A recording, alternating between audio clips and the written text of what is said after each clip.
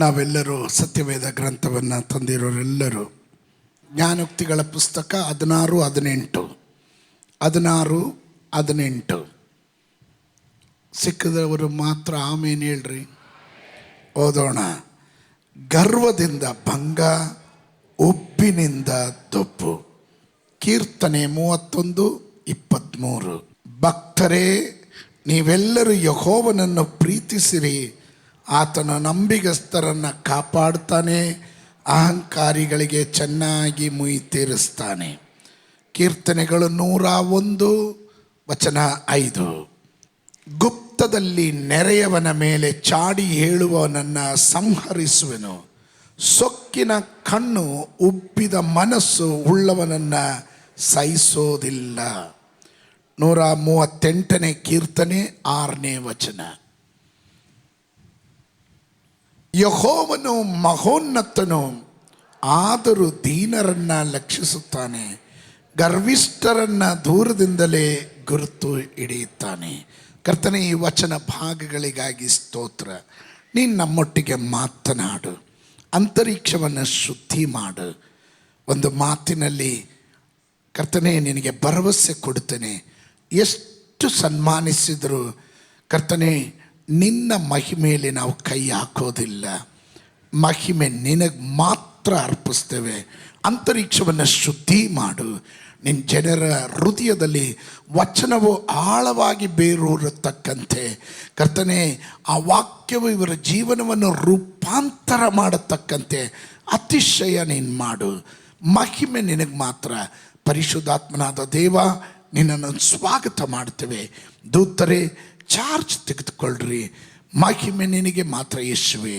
ಯೇಸುವಿನ ನಾಮದಲ್ಲಿ ಬೇಡ್ತೇನೆ ತಂದೆ, ಆಮೆನ್. ಕುಳಿತುಕೊಳ್ಳೋದಕ್ಕೆ ಮುಂಚೆ ನಿಮಗೇನಾದರೂ ಇಷ್ಟು ವಾಕ್ಯ ಓದಿದ್ರಲ್ಲಿ ಏನಾದರೂ ಅರ್ಥ ಆಗಿದೆಯಾ ಅಂತ, ಏನು ಮಾತಾಡಕ್ಕೆ ಹೋಗ್ತೀನಿ ಅಂತ ಯಾರಾದರೂ ಹೇಳ್ತೀರಾ?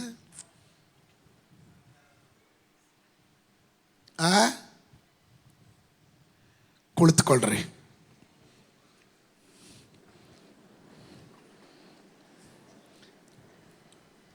ಕೆಲವೊಮ್ಮೆ ಜಾಣತನವನ್ನು ಮೆರೆಯೋದು ಹೇಗೆ ಗೊತ್ತಾ? ಸೈಲೆಂಟಾಗಿದ್ಬಿಡೋದು.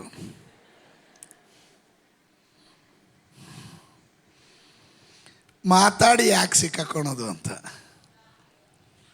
ಅಲ್ಲಿಂದ ನೀವೇನಾದರೂ ಹೇಳೋದು, ಇಲ್ಲಿಂದ ನಾನು ಹೇಳೋದು ಯಾಕೆ ಬೇಕಪ್ಪ ಅಂತ. ಓದಿದಂಥ ಮೊದಲನೇ ವಾಕ್ಯ ಗರ್ವದಿಂದ ಭಂಗ, ಹುಬ್ಬಿನಿಂದ ದೊಬ್ಬು. ಇವತ್ತಿನ ಸಂದೇಶದ ಪೀಠಿಕೆ ವಿನಾಶಕ್ಕೂ ಮುನ್ನ ಹೆಮ್ಮೆ. Pride goes before destruction. Pride goes before destruction. ವಿನಾಶಕ್ಕೆ ಮುನ್ನ ಹೆಮ್ಮೆ. ಮೊದಲನೇ ವಾಕ್ಯ ಗರ್ವದಿಂದ ಭಂಗ, ಉಬ್ಬಿನಿಂದ ದೊಬ್ಬು. ಎರಡನೇ ವಾಕ್ಯ ನಾನು ಓದಿದ್ದು ಕೀರ್ತನೆಗಳು 31:23. ಭಕ್ತರೇ, ನೀವೆಲ್ಲರೂ ಯೆಹೋವನನ್ನು ಪ್ರೀತಿಸ್ರಿ. ಆತನು ನಂಬಿಗಸ್ತರನ್ನು ಕಾಪಾಡ್ತಾನೆ, ಅಹಂಕಾರಿಗಳಿಗೆ ಚೆನ್ನಾಗಿ ಮುಯಿ ತೀರಿಸ್ತಾನೆ. ಮೂರನೇ ವಾಕ್ಯ ಓದಿದ್ದು ಕೀರ್ತನೆ 101:5ನೇ ವಚನ. ಗುಪ್ತದಲ್ಲಿ ನೆರೆಯವನ ಮೇಲೆ ಚಾಡಿ ಹೇಳುವವನನ್ನು ಸಂಹರಿಸುವೆನು. ಸೊಕ್ಕಿನ ಕಣ್ಣು, ಉಬ್ಬಿದ ಮನಸ್ಸುಳ್ಳವನನ್ನು ಸಹಿಸೋದಿಲ್ಲ. ನಾಲ್ಕನೇದಾಗಿ ನಾನು ಹೇಳಿದೆ 138ನೇ ಕೀರ್ತನೆ 6ನೇ ವಚನ. ಯೆಹೋವನು ಮಹೋನ್ನತನು, ಆದರೂ ದೀನರನ್ನು ಲಕ್ಷಿಸ್ತಾನೆ. ಗರ್ವಿಷ್ಠರನ್ನು ದೂರದಿಂದಲೇ ಗುರುತು ಹಿಡಿಯುತ್ತಾನೆ.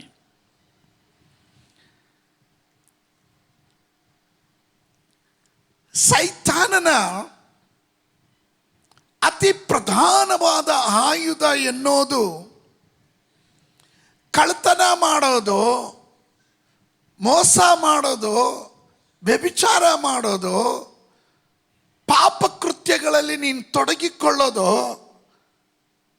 ಅಥವಾ ಹಿಂಸೆಗೆ ಒಳಗಾಗೋದು ಅಲ್ಲ. ಸೈತಾನನ ಅತಿ ಶ್ರೇಷ್ಠವಾದಂಥ ಆಯುಧ ಅಹಂಕಾರ. ಈ ಅಹಂಕಾರ ಹೇಳಿ ಕೇಳಿ ಬರೋದಿಲ್ಲ, ನಿಶ್ಶಬ್ದವಾಗಿ ನಿನ್ನ ಒಳಗಡೆ ಪ್ರವೇಶ ಮಾಡುತ್ತೆ. ನಿನಗೆ ಗೊತ್ತಿಲ್ಲದಂತೆ ನಿನ್ನ ಒಳಗಡೆ, ನಿನ್ನ ಹೃದಯದಲ್ಲಿ ಅದು ಪ್ರವೇಶ ಮಾಡುತ್ತೆ. ಅಹಂಕಾರವು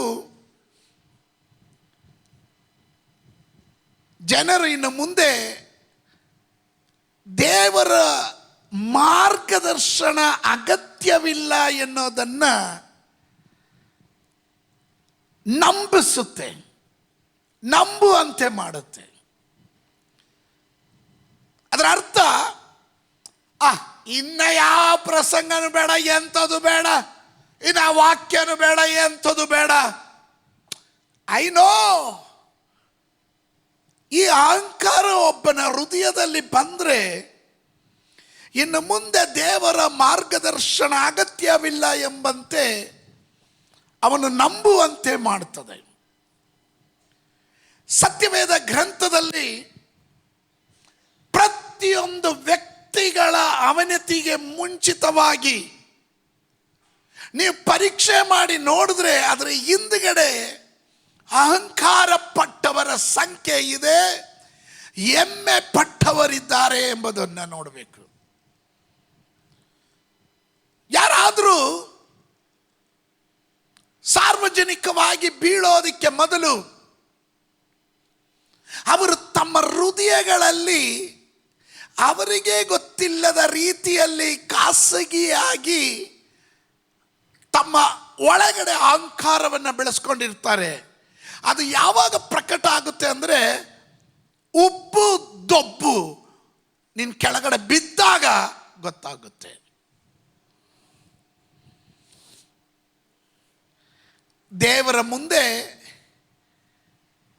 ತಗ್ಗಿ ಉಳಿಯುವಂಥ ವ್ಯಕ್ತಿಯನ್ನ ಒಂದು ಕಾಲದಲ್ಲೂ ಶತ್ರು ಮುಟ್ಟೋದಕ್ಕೆ ಸಾಧ್ಯವಿಲ್ಲ.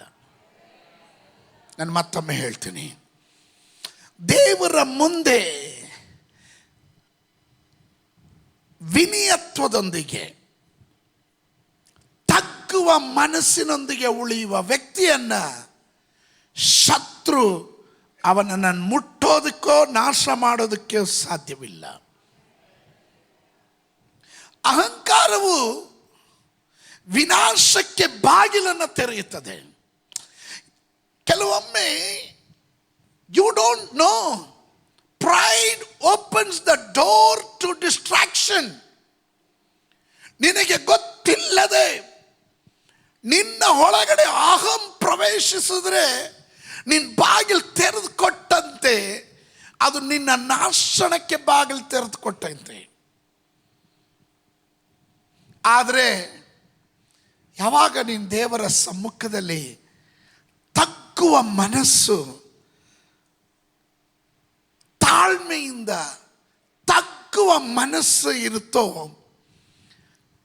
ಆಗ ನೀನು ದೈವಿಕವಾದ ಸಂರಕ್ಷಣೆಯನ್ನು ಆಹ್ವಾನಿಸುವ ವ್ಯಕ್ತಿಯಾಗಿರ್ತೀಯ. But humility invites divine preservation. ನೀವು ತಾಳ್ಮೆಯಿಂದ ತಗ್ಗುವ ಮನಸ್ಸು ಯಾವಾಗ ತೋರಿಸ್ತೀರೋ, ನಿಮಗೆ ದೈವಿಕವಾದ ಸಂರಕ್ಷಣೆಯನ್ನು ನೀವು ಇನ್ವೈಟ್ ಮಾಡ್ತೀರ, ಆಮಂತ್ರಿಸ್ತೀರ. ಹಾಗಾದರೆ ಈ ಅಹಂಕಾರ ಅಂದರೆ ಏನು? ಅಹಂಕಾರಕ್ಕೆ ಇಬ್ರಿಯ ಭಾಷೆಯಲ್ಲಿ ಗಾನ್ ಪದ, ಗಾನ್ ಅಂದರೆ ಉನ್ನತಿ. ಅದರ ಅರ್ಥ ಉನ್ನತಿ ಮೀನ್ಸ್ ಎಕ್ಸಾಟೇಷನ್, ಸುಮ್ಗೆ ತಮ್ಮನ್ನೇ ಹೊಗಳಿಕೊಳ್ಳುವಂಥದ್ದು, ಅರೆಗೆನ್ಸ್, ದುರಾಂಕಾರ, ಸೆಲ್ಫ್ ಇಂಪಾರ್ಟೆನ್ಸ್, ಸ್ವಪ್ರಾಮುಖ್ಯತೆ, lifting oneself above others, ಇತರಿಗಿಂತ ತನ್ನನ್ನು ಹೆಚ್ಚಿನವರೆಂದು ಭಾವಿಸೋದು. ಈ ಅಹಂಕಾರ ಒಬ್ಬ ಮನುಷ್ಯನ ಹೃದಯದಲ್ಲಿ ಬಂದರೆ ಅವನಲ್ಲಿ ತೋರಿ ಬರುವ ಸ್ವಭಾವಗಳು ಇಂಥವುಗಳಾಗಿದೆ. ಇದಕ್ಕೆ ಗ್ರೀಕ್ ಪದ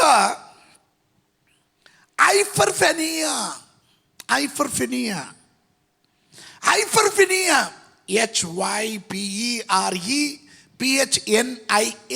ಐಫರ್ಫೆನಿಯಾ. ದುರಾಂಕಾರ, ತನ್ನನ್ನು ತಾನು ಅತಿಯಾಗಿ ಅಂದಾಜು ಮಾಡಿಕೊಳ್ಳೋದು, ಐ ಆಮ್ ಸಂಬಡಿ ಅನ್ನೋದು, ಇತರರನ್ನ ತಿರಸ್ಕಾರ ಮಾಡೋದು. Who are you? You are nothing. ನೀನು ಏನೂ ಇಲ್ಲ ನನ್ನ ಮುಂದೆ. ಇದು ಗ್ರೀಕ್ ಪದ ಐಫರ್ಫೆನಿಯಾ ಎಂಬ ಪದದಿಂದ ಬರೋದು. ಇತರರನ್ನು ತಿರಸ್ಕಾರ ಮಾಡುವ ಸ್ವಭಾವ. ಈ ಅಹಂಕಾರ ನಾನು ಆರಂಭದಲ್ಲಿ ಹೇಳಿದ ಹಾಗೆ ಇದು ಒಬ್ಬ ಮನುಷ್ಯನ ಒಳಗಡೆ ಬಂದರೆ ಅವನು ಹೇಳ್ತಾನೆ, ನನಗಿನ್ನ ದೇವರ ಮಾರ್ಗದರ್ಶನ ಬೇಕಾಗಿಲ್ಲ, ಪಾಸ್ಟರ್ ಆಲೋಚನೆ ಬೇಕಾಗಿಲ್ಲ, ಉಪದೇಶ ನಾನು ಕೇಳೋದಕ್ಕೆ ರೆಡಿ ಅಲ್ಲ. I don't need your advice. I don't need your counsel. ಯಾರಾದರೂ ಯವನಸ್ಥರು ಗಮನಿಸ್ರಿ, ನಿಮ್ಮ ತಂದೆ ತಾಯಿಗಳು ನಿಮ್ಮನ್ನು ಉಪದೇಶ ಮಾಡುವಾಗ ನಿಮ್ಮ ಉಪದೇಶ ನನಗೆ ಬೇಕಾಗಿಲ್ಲ ಅಂತ ಹೇಳಿದ್ರೆ ಸಮಥಿಂಗ್ ಪ್ರೈಡ್, ಅಹಂಕಾರ ಅವನ ಹೃದಯದಲ್ಲಿ, ಅವಳ ಹೃದಯದಲ್ಲಿ ಪ್ರವೇಶ ಮಾಡಿದೆ ಅಂತ ಅರ್ಥ. ಹಿರಿಯರ ಮಾತಿಗೆ ಕಿರಿಯರು ಬೆಲೆ ಕೊಡದೇ ಇದ್ದಾಗ, ನಿಮ್ಮನ್ನ ಪೋಷಣೆ ಮಾಡಿ ಸಾಕಿ ಸಲಿದವರಿಗೆ ಗೌರವ ಕೊಡದೇ ಇದ್ದಾಗ, ನಿಮ್ಮ ಒಳಗಡೆ ತಾನಾಗಿ ಹುಟ್ಟುವಂಥ ಸ್ವಭಾವ, ನನಗಿನ್ನು ಯಾರ ಹಂಗು ಬೇಕಾಗಿಲ್ಲ, ನಾನು ಯಾರ ಇದಕ್ಕೂ ಕೇಳಲ್ಲ ನಾನು ಎನ್ನುವಂಥ ಸ್ವಭಾವ ಬರೋದಾದರೆ ತಿಳ್ಕೊಳ್ರಿ, ನಿಮ್ಮ ಒಳಗಡೆ ಅಹಂಕಾರ ಆಲ್ರೆಡಿ ಪ್ರವೇಶಿಸಲ್ಪಟ್ಟಿದೆ. ಇಂಥ ಸ್ವಭಾವ ಉಳ್ಳ ವ್ಯಕ್ತಿಗಳನ್ನು ನೋಡ್ರಿ, ನನಗೆಲ್ಲ ಗೊತ್ತಿದೆ. I know. ಈಗ ಯುವ ಪೀಳಿಗೆ ಮಾತಿಗೂ ಹೇಳುವಂಥ ಒಂದು ಮಾತು ಏನು ಗೊತ್ತಾ? I know what you know, nothing, but still you say I know. That means already you know everything. That means blocking. ನೀನು ಉಪದೇಶವನ್ನು ಕೇಳಕ್ಕೆ ಸದ್ಗುಣ ತೋರಿಸಿದೆ, ಅದನ್ನು ಬ್ಲಾಕ್ ಮಾಡ್ತಾ ಇದೀಯಾ. ನನಗೆಲ್ಲ ಗೊತ್ತಿದೆ ಅನ್ನೋ ಭಾವನೆ ನಿನ್ನ ಒಳಗಡೆ ಬರ್ತಾ ಇದೆ. ಅಹಂಕಾರದ ಪ್ರವೇಶದ ಸೂಚನೆ. ಪ್ರತಿಯೊಂದಕ್ಕೂ ನಿನ್ನ ಒಳಗಡೆ ಬರುತ್ತೆ, ಅನಿಸಿಕೆ ಬರುತ್ತೆ, ನಾನು ಇದಕ್ಕೆ ಅರ್ಹನಾಗಿದ್ದೇನೆ, ಬೇರೆಯವರಲ್ಲ. I deserve this. ನಾನು ಇದಕ್ಕೆ ಯೋಗ್ಯನಾಗಿದ್ದೆ, ನನ್ನನ್ನು ಪಾಸ್ಟರ್ ಮಾಡಬೇಕಾಗಿತ್ತು, ನನ್ನನ್ನು ಲೀಡರ್ ಮಾಡಬೇಕಾಗಿತ್ತು. ಅವ್ರನ್ನೆಲ್ಲ ಮಾಡಿದ್ದಾರೆ, ನನ್ನನ್ನು ಮಾಡಿಲ್ಲ. I deserve this. ಇದೆಲ್ಲಿಂದ ಬರುತ್ತೆ? ನಿನ್ನ ಒಳಗಡೆ ಅಹಂಕಾರ ಬಂದಾಗ ಉಟ್ಕೊಳಂಥದ್ದು. ಕಂಪೇರ್ ಮಾಡೋದು, ಮತ್ತೊಬ್ಬರನ್ನ ಹೋಲಿಕೆ ಮಾಡೋದು. I am better than you, I am better than somebody. Don't compare. ಅಹಂಕಾರ ಒಬ್ಬನ ಒಳಗಡೆ ಬಂದ್ರೆ, ಒಬ್ಬಳ ಒಳಗಡೆ ಬಂದ್ರೆ ಅವರಲ್ಲಿ ಬರುವ ಚಿಂತೆ ನಾನು ಹೇಳ್ತಾ ಇದ್ದೇನೆ. ನಾನು ಮತ್ತೊಬ್ಬರಿಗಿಂತ ಉತ್ತಮ. You are nothing.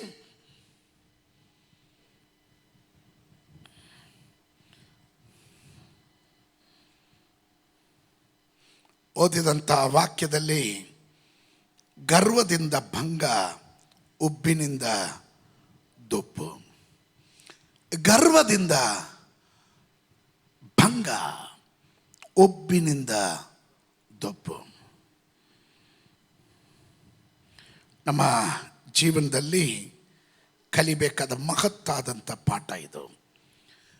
Pride goes before distraction and haughty spirit before fall. ನೀವು ಬೀಳೋದಕ್ಕೆ ಮುಂಚೆ ನಿಮಗೆ ಗೊತ್ತಿಲ್ಲದೆ ಗರ್ವ ಬಂದ್ಬಿಡುತ್ತೆ, ಅಹಂಕಾರ ಬಂದ್ಬಿಡುತ್ತೆ. ದಟ್ ಮೀನ್ಸ್ ನೀನು ಬೀಳೋ ಟೈಮ್ ಆಯಿತು ಅಂತ. ನಾನು ಸ್ವಲ್ಪ ಇದರ ಎರಡರ ವ್ಯತ್ಯಾಸವನ್ನು ನೋಡಿದೆ. ಈ ಗರ್ವ ಮತ್ತು ಅಹಂಕಾರನ ಅಂತ ಹೇಳ್ಬೋದು. ಉಬ್ಬಿನಿಂದ ಪ್ರೈಡ್ ಅಂತೀವಿ ಅದನ್ನು.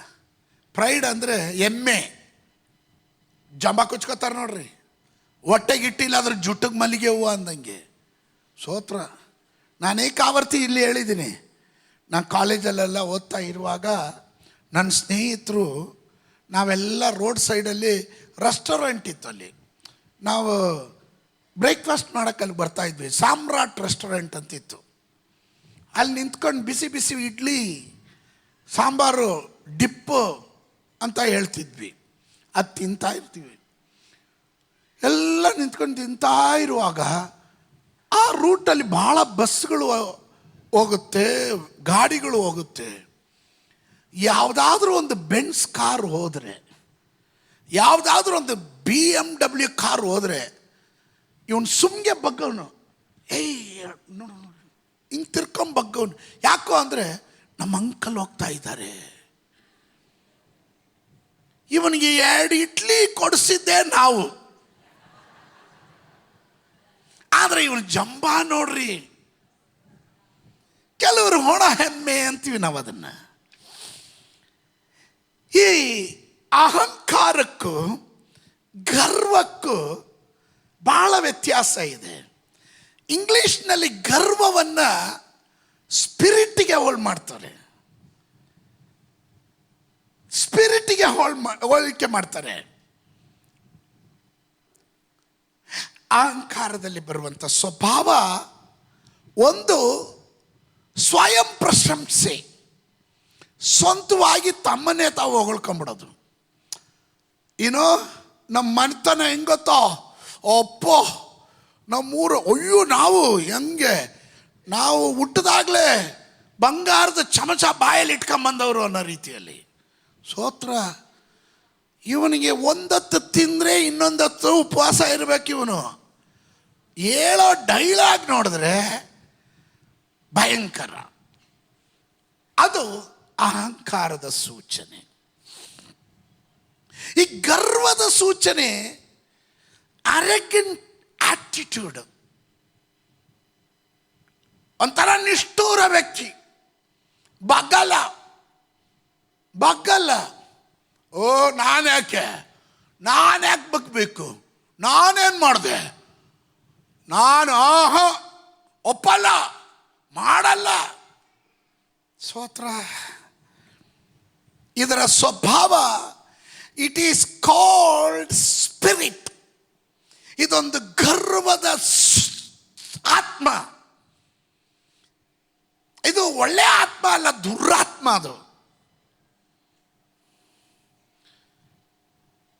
ಅಹಂಕಾರದ ಹೆಮ್ಮೆ ಪಡುವವರ ಗುಣ, ಅವರು ಅವ್ರನ್ನೇ ನೋಡೋದೆ ಅಷ್ಟೇ. ಸ್ವಾರ್ಥಿಗಳು ಅಂತಾರೆ. ಅವ್ನು ನೋಡ್ರಿ, ಅಯ್ಯೋ ನಾನು ಅನ್ನೋದೇ ಹೆಚ್ಚಾಗಿರುತ್ತೆ. ಈ ಗರ್ವ ಇರುವವನು ಬೇರೆಯವರನ್ನ ತುಚ್ಛವಾಗಿ ನೋಡ್ತಾನೆ, ಕೀಳರ ಮೇಲೆ ನೋಡ್ತಾನೆ.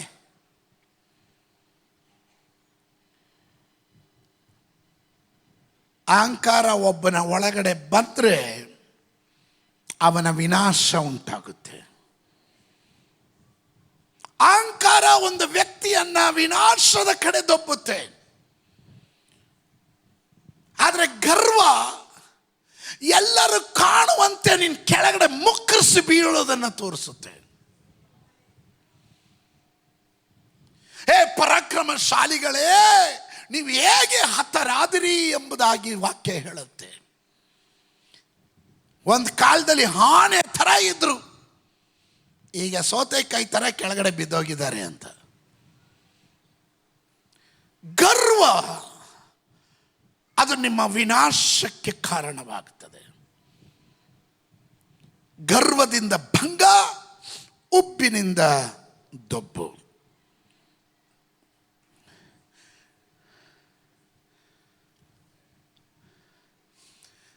ಯಾವಾಗ ಒಬ್ಬ ಮನುಷ್ಯನ ಹೃದಯದಲ್ಲಿ ಅಹಂಕಾರ ಬರುತ್ತೋ, ಗಮನ ಇಟ್ಟು ಕೇಳ್ರಿ ಪ್ರಿಯರೇ, ಒಬ್ಬ ಮನುಷ್ಯನ ಹೃದಯದಲ್ಲಿ ಯಾವಾಗ ಅಹಂಕಾರ ಬರುತ್ತದೋ ಅವನು ದೇವರಿಂದ ಇರುವ ಆ ಸಂಬಂಧ, ದೇವರಿಗೂ ಅವನಿಗಿರುವಂಥ ಸಂಬಂಧದ ಮೇಲೆ ಪರಿಣಾಮ ಬೀರುತ್ತೆ. ಆ ಬಾಂಧವ್ಯಕ್ಕೆ ಧಕ್ಕೆ ಉಂಟಾಗುತ್ತೆ.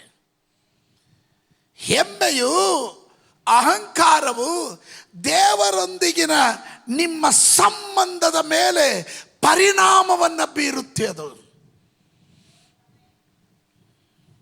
ಶ್ರದ್ಧೆ ಕೊಟ್ಟು ಕೇಳ್ರಿ. ನಿಮ್ಮ ಬಾಂಧವ್ಯಕ್ಕೆ ಧಕ್ಕೆ ಬರುತ್ತೆ. ದೈವ ಸಾನ್ನಿಧ್ಯಾನದಲ್ಲಿ ನಡೆಯುವ ನಿನಗೆ ದೈವ ಪ್ರಸನ್ನತೆ ಇಲ್ಲದ ಜೀವಿತ ಮಾಡಬೇಕಾಗುತ್ತೆ.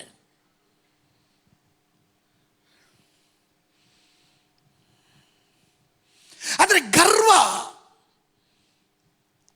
ಗರ್ವ ಒಬ್ಬನ ಬಂದ್ಬಿಟ್ರೆ ಜನರೊಂದಿಗಿನ ಸಂಬಂಧಕ್ಕೆ ಪರಿಣಾಮ ಬೀರುತ್ತೆ. ಒಬ್ಬ ಗರ್ವದಲ್ಲಿ ಹಿಂಗ್ ನೋಡಿದೆ, ಬಿಡಪ್ಪ ನೀನು ದೊಡ್ಡವನಾದರೆ ನಿನ್ನ ಹತ್ರ ಇಟ್ಕೊ, ನಾನು ಬಡವನೇ, ಬಿರ್ಲಿ ಬಿಡು, ನಾವು ಹಿಂಗೆ ಇರ್ತೀವಿ, ಹತ್ರ ಒಬ್ಬನು ಬರಲ್ಲ. ನೀ ಸ್ವತ್ರ ಹೇಳ್ದೆ ಇದ್ದಾಗ ನಂಗೊಂದು ಸಂಶಯ. ಕೆಲವರೆಲ್ಲ ತೋರಿಸ್ತಾರೆ ನೋಡ್ರಿ, ಮುಖ ಒಂಥರ ಮಾಡ್ಕೊಂಡು ಏನೋ ಏನಮ್ಮ ಹಿಂಗಂತಾರಲ್ಲ, ಅವಾಗ ಇವನು ಏನಾಗಿದೆ, ತುಂಬ ಅಹಂಕಾರ, ಗರ್ವ ನೋಡು ಅನ್ನಲ್ವಾ? ಅವಾಗ ಏನಾಗುತ್ತೆ, ಮನುಷ್ಯರ ಸಂಗಡ ಇರುವಂಥ ಆ ಬಾಂಧವ್ಯಕ್ಕೆ ಧಕ್ಕೆ ಬರುತ್ತೆ.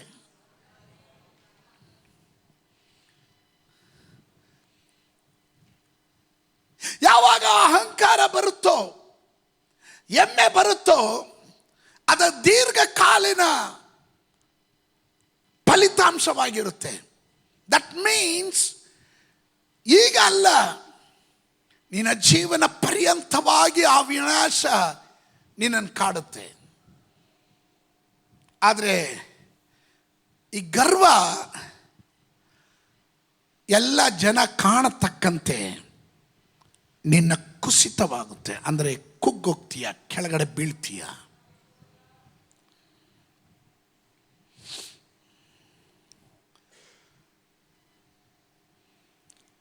ಪ್ರತಿಯೊಂದು ಮನುಷ್ಯನು ತಾನು ತನ್ನ ಹೃದಯದಲ್ಲಿ ಯಾವಾಗ ಅವನಿಗೆ ಅಹಂಕಾರ ಪ್ರವೇಶ ಮಾಡುತ್ತದೋ ಅವನ ಪತನ ಪ್ರಾರಂಭವಾಗುತ್ತೆ. ಅದರಿಂದಲೇ ತಗ್ಗುವುದರ ಕುರಿತು, ತಗ್ಗುವಿಕೆಯ ಕುರಿತು ಬೈಬಲ್ ನಮಗೆ ಬಹಳ ಸುಂದರವಾಗಿ ಹೇಳುತ್ತೆ. ತಗ್ಗುವ ಮನಸ್ಸು. ಫಿಲಿಪಿಯರಿಗೆ ಬರೆದ ಪತ್ರಿಕೆ 2ನೇ ಅಧ್ಯಾಯದ 3, 4, 5 ವಚನಗಳನ್ನು ಗಮನಿಸೋಣ.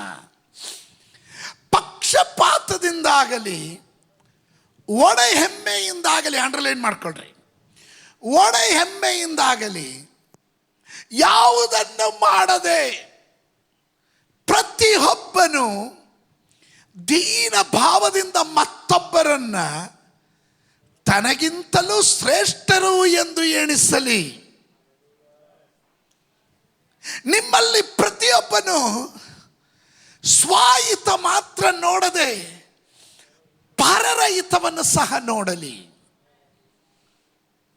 ಆತನು ದೇವ ಸ್ವರೂಪನಾಗಿದ್ದರೂ ದೇವರಿಗೆ ಸರಿಸಮನಾಗಿರುವನೆಂಬ ಅಮೂಲ್ಯ ಪದವಿಯನ್ನ ಬಿಡಲೊಲ್ಲೆನು ಎಂದೆಣಿಸದೆ ತನ್ನನ್ನೇ ಬರಿದು ಮಾಡಿಕೊಂಡು ದಾಸನ ರೂಪವನ್ನು ಧರಿಸಿಕೊಂಡು ಮನುಷ್ಯರಿಗೆ ಸದೃಶನಾದನು. ದಾಸನ ರೂಪವನ್ನು ಧರಿಸಿಕೊಂಡು ಮನುಷ್ಯರಿಗೆ ಅವನು ಸದೃಶನಾದನು. ಅಹಂಕಾರ ಯಾವಾಗಲೂ ಹೇಳುತ್ತೆ, ನಾನು ಸಂಪಾದನೆ ಮಾಡಿದ್ದು ನನ್ನ ಕೈ, ನನ್ನ ಕುಟುಂಬ, ನನ್ನ ಬಿಸ್ನೆಸ್ಸು, ನನ್ನ ಹಣ, ನಾನು ಕಷ್ಟ ಬಿದ್ದಿರೋದು. ಇದು ಅಹಂಕಾರ ಹೇಳುತ್ತೆ. ಅದರ ತಕ್ಕುವ ಮನಸ್ಸುಳ್ಳವರು ಹೇಳ್ತಾರೆ, ಯೇಸುವೇ ನಿನ್ನನ್ನು ಬಿಟ್ಟು ನಾನು ಏನು ಮಾಡೋಕ್ಕಾಗಲ್ಲ. ಕಮಾನ್ ಸಂಬಡಿ, ನಿಮಗೆ ಅರ್ಥ ಆಗ್ತಾ ಇದೆಯಾ? ಗ್ರಹಿಸ್ತಾ ಇದ್ದೀರಾ? ಆಮೇಲೆ ಶ್ರದ್ಧೆ ಕೊಟ್ಟು ಗ್ರಹಿಸ್ರಿ. ನಾನು ಅಹಂಕಾರಕ್ಕೂ ತಾಳ್ಮೆಗೂ ಇರುವ ವ್ಯತ್ಯಾಸ ಹೇಳ್ತಾ ಇದ್ದೇನೆ. ತಾಳ್ಮೆ ಯಾವಾಗಲೂ ಹೇಳುತ್ತೆ, ನಿನ್ನನ್ನು ಬಿಟ್ಟು ಸ್ವಾಮಿ ನನಗೇನು ಮಾಡೋಕ್ಕಾಗಲ್ಲ. ಯೇಸು ಸ್ವಾಮಿ ಯೋಹನನ ಸುವಾರ್ತೆ 15:5 ಹೀಗೆ ಹೇಳಿದನು, ನೀವು ನೋಡಿ ಕೊನೆ ಭಾಗ, ನೀವು ನನ್ನನ್ನು ಬಿಟ್ಟು ಏನು ಮಾಡಲಾರ್ರಿ. You can do nothing without me. ನೀವು ನನ್ನನ್ನು ಬಿಟ್ಟು ಏನು ಮಾಡೋಕ್ಕಾಗಲ್ಲ. ಈ ಅರಿವು ಯಾವಾಗಲೂ ಒಂದು ವಿಶ್ವಾಸಿಯ ಹೃದಯದಲ್ಲಿ ಇರಬೇಕು. Without god I am zero, with god I am hero ಅಂತ.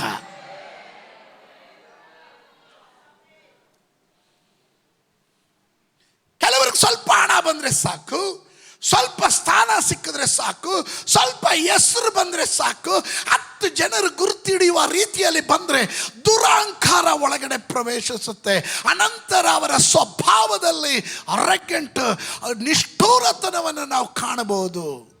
ಮತ್ತೊಬ್ಬರಿಗೆ ಗೌರವ ಕೊಡದೇ ಇರುವ ಸ್ವಭಾವ ವಿಶ್ವಾಸಿಗಳಿಗೆ ಅದು ಯೋಗ್ಯವಾದದಲ್ಲ.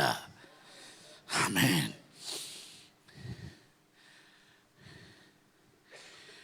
ಇವತ್ತು ನಿಜವಾದಂಥ ವಿಶ್ವಾಸಿಗಳು, ತಗ್ಗುವ ಮನಸ್ಸುಳ್ಳ ವಿಶ್ವಾಸಿಗಳು ಯಾವಾಗಲೂ ಅವರು ತಮ್ಮಲ್ಲಿ ದೇವರು ಕೊಟ್ಟಿರುವಂಥ ಪ್ರತಿಯೊಂದು ವರಗಳು, ಸಾಮರ್ಥ್ಯಗಳು,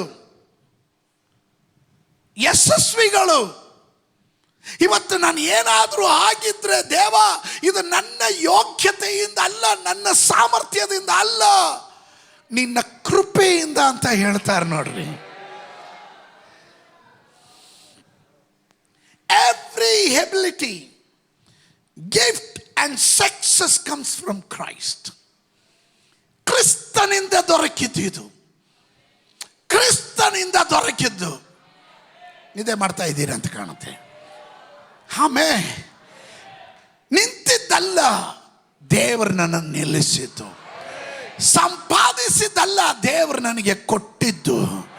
ಇದು ನನ್ನ ಸಾಮರ್ಥ್ಯ ಅಲ್ಲ, ನನ್ನ ಬಲ ಅಲ್ಲ, ನನ್ನ ಯೋಗ್ಯತೆ ಅಲ್ಲ. Hallelujah. I thank god today's worship. ಆರಂಭದ ಹಾಡಿನಿಂದ ಕೊನೆಯ ಹಾಡಿನವರೆಗೂ ನನಗೆ ದೇವರು ಕನ್ಫರ್ಮೇಷನ್ ಕೊಡ್ತಾ ಇದ್ದಾನೆ. ಈ ಸಂದೇಶಕ್ಕೆ ಬೇಕಾದ ಕನ್ಫರ್ಮೇಷನ್.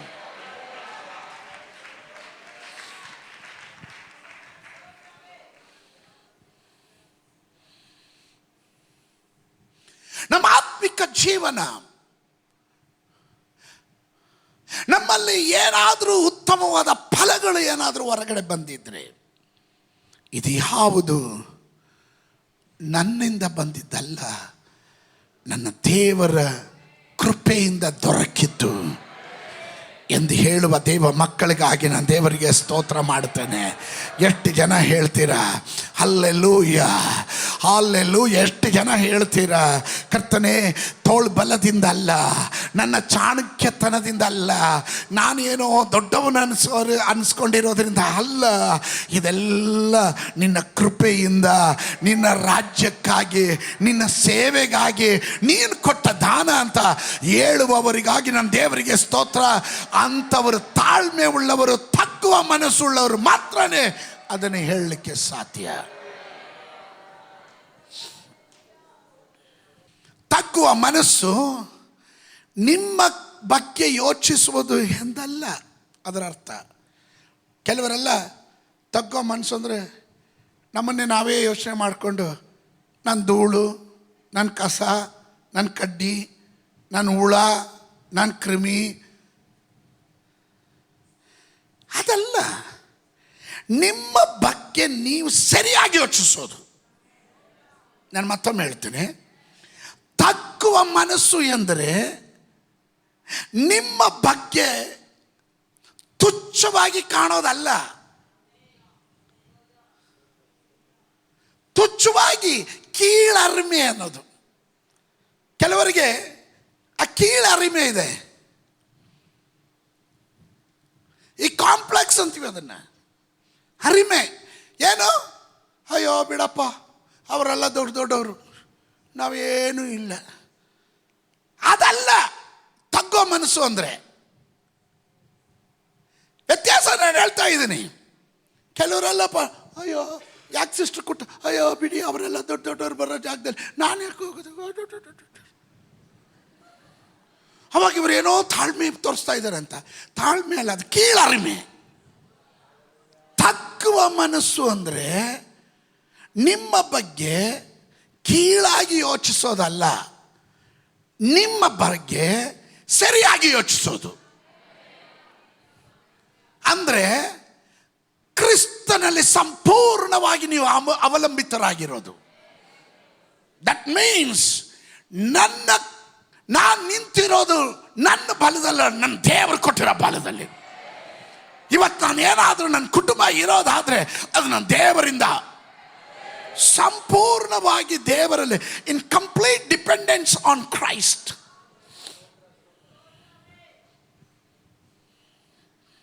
ಸ್ತೋತ್ರ, ಸ್ತೋತ್ರ. ಇದು ಬಹಳ ಇಂಪಾರ್ಟೆಂಟು ನಮ್ಮ ಜೀವನದಲ್ಲಿ. ತಗ್ಗುವ ಮನಸ್ಸು ನಾವು ದೇವರಲ್ಲಿ ಕೇಳಲೇಬೇಕು.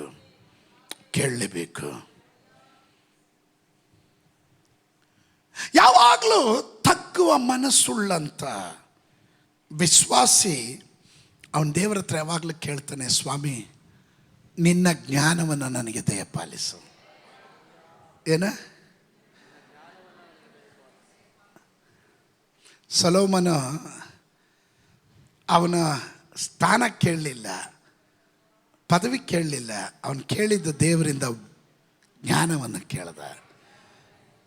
ದೇವರು ವಾಕ್ಯ ಹೇಳ್ತದೆ, ಒಬ್ಬನಿಗೆ ಜ್ಞಾನ ಕಡಿಮೆ ಆದರೆ ಅವನು ನನ್ನಲ್ಲಿ ಕೇಳಿಕೊಳ್ಳಿ.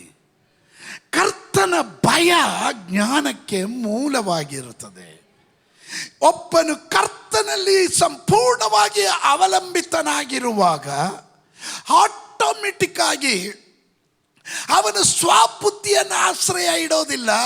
ಅವನು ದೇವರಲ್ಲಿ ಹೇಳ್ತಾನೆ, ಸ್ವಾಮಿ ಈ ವಿಷಯದಲ್ಲಿ ನಾನು ಹೇಗೆ ನಡ್ಕೊಬೇಕು, ಹೆಂಗೆ ಹೋಗಬೇಕು, ಹೆಂಗೆ ನಡ್ಕೊಬೇಕು, ಹೆಂಗೆ ಮಾತಾಡಬೇಕು, ಯಾವ ರೀತಿಯಲ್ಲಿ ಉತ್ತರ ಕೊಡಬೇಕು, ನನಗೆ ಜ್ಞಾನವನ್ನು ದಯಪಾಲಿಸು. ಅದು ಒಂದು ವಿಶ್ವಾಸಿ, ತಗ್ಗುವ ಮನಸ್ಸುಳ್ಳ ವಿಶ್ವಾಸಿಯ ಸ್ವಭಾವ.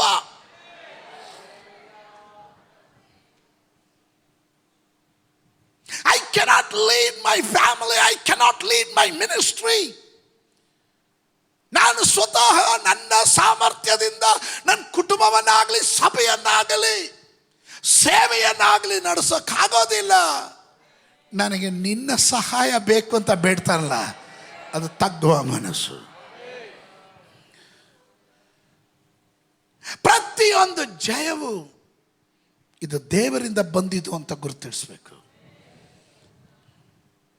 ಪ್ರತಿಯೊಂದು ಉನ್ನತಿ, ಪ್ರತಿಯೊಂದು ಆಶೀರ್ವಾದ ಅದರಲ್ಲಿ ದೇವರಿಗೆ ಮಹಿಮೆಯನ್ನು ಸಲ್ಲಿಸಬೇಕು.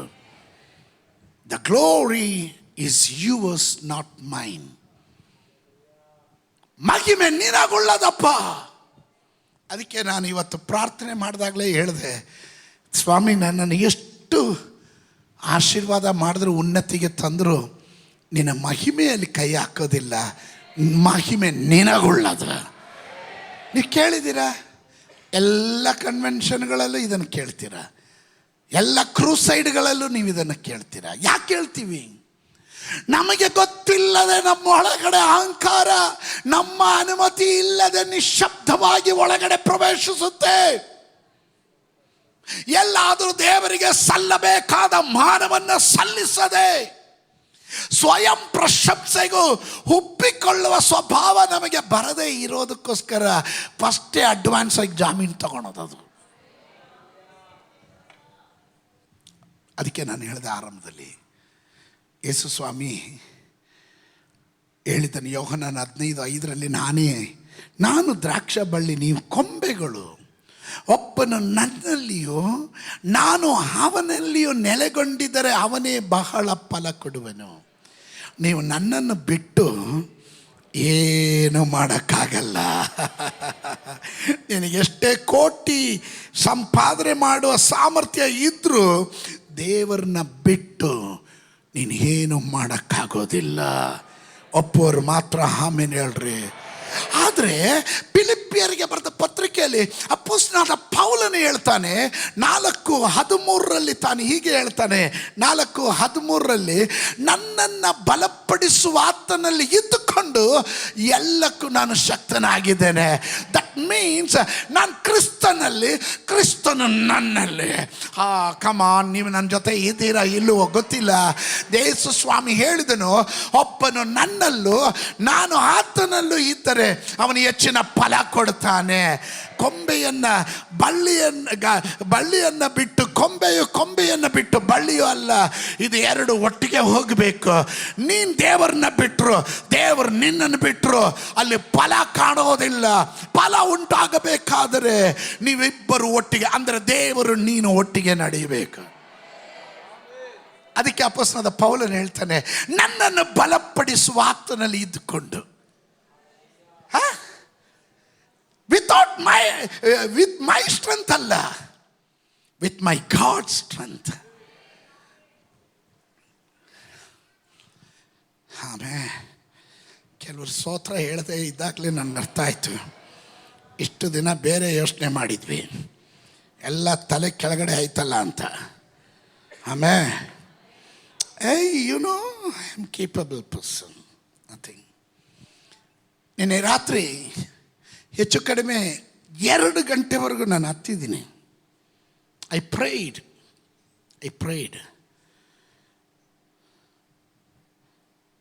I can do all things through Christ who strengthens me.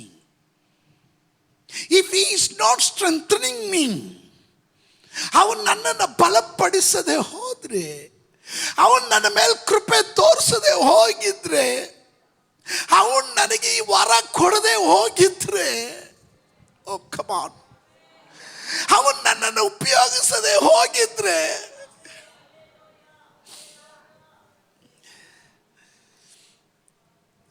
ಹಾಡಿದ್ವಲ್ಲ, ಅಂಗಳದಲ್ಲಿದ್ದಂಥ ನನ್ನ ಯೋಗ್ಯತೆ ಇಲ್ಲದೆ ಇದ್ದ ನಮ್ಮನ್ನು ಈ ಸ್ಥಾನಕ್ಕೆ ತರೋದಕ್ಕೆ ನಾವು ಎಷ್ಟರವರು? ಇವತ್ತು ನಾವು ಧೈರ್ಯವಾಗಿ ಹೇಳ್ಬೋದು, ನನ್ನನ್ನು ಬಲಪಡಿಸುವ ಆತನಲ್ಲಿ ಇದ್ದುಕೊಂಡು ನಾನು ಎಲ್ಲದಕ್ಕೂ ಶಕ್ತನಾಗಿದ್ದೇನೆ. ಹಲ್ಲೆಲೂಯಾ. ನನ್ನ ಯೋಗ್ಯತೆ ಇಲ್ಲ, ನಾನು ಅರ್ಹನಲ್ಲ, ನನ್ನಿಂದ ಏನಾಗಲ್ಲ ಅಂತ ಕೈ ಕಟ್ಟಿ ಕುತ್ಕೊಳ್ಳೋರಲ್ಲ. ಆದರೆ ನಮಗೊಂದು ಯೋಗ್ಯತೆ ಇದೆ, ಅದು ನಮ್ಮ ಕ್ರಿಸ್ತನ ಮೂಲಕ ದೇವರು ನಮಗೆ ಕೊಟ್ಟಿರುವಂಥ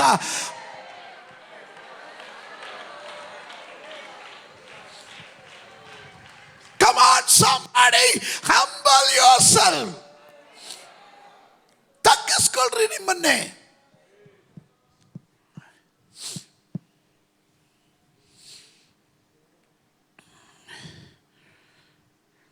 ಎರಡು ಕೊರಿಂಥದವರಿಗೆ ಬರೆದ ಪತ್ರಿಕೆ, 2 Corinthians chapter 3 verse 5.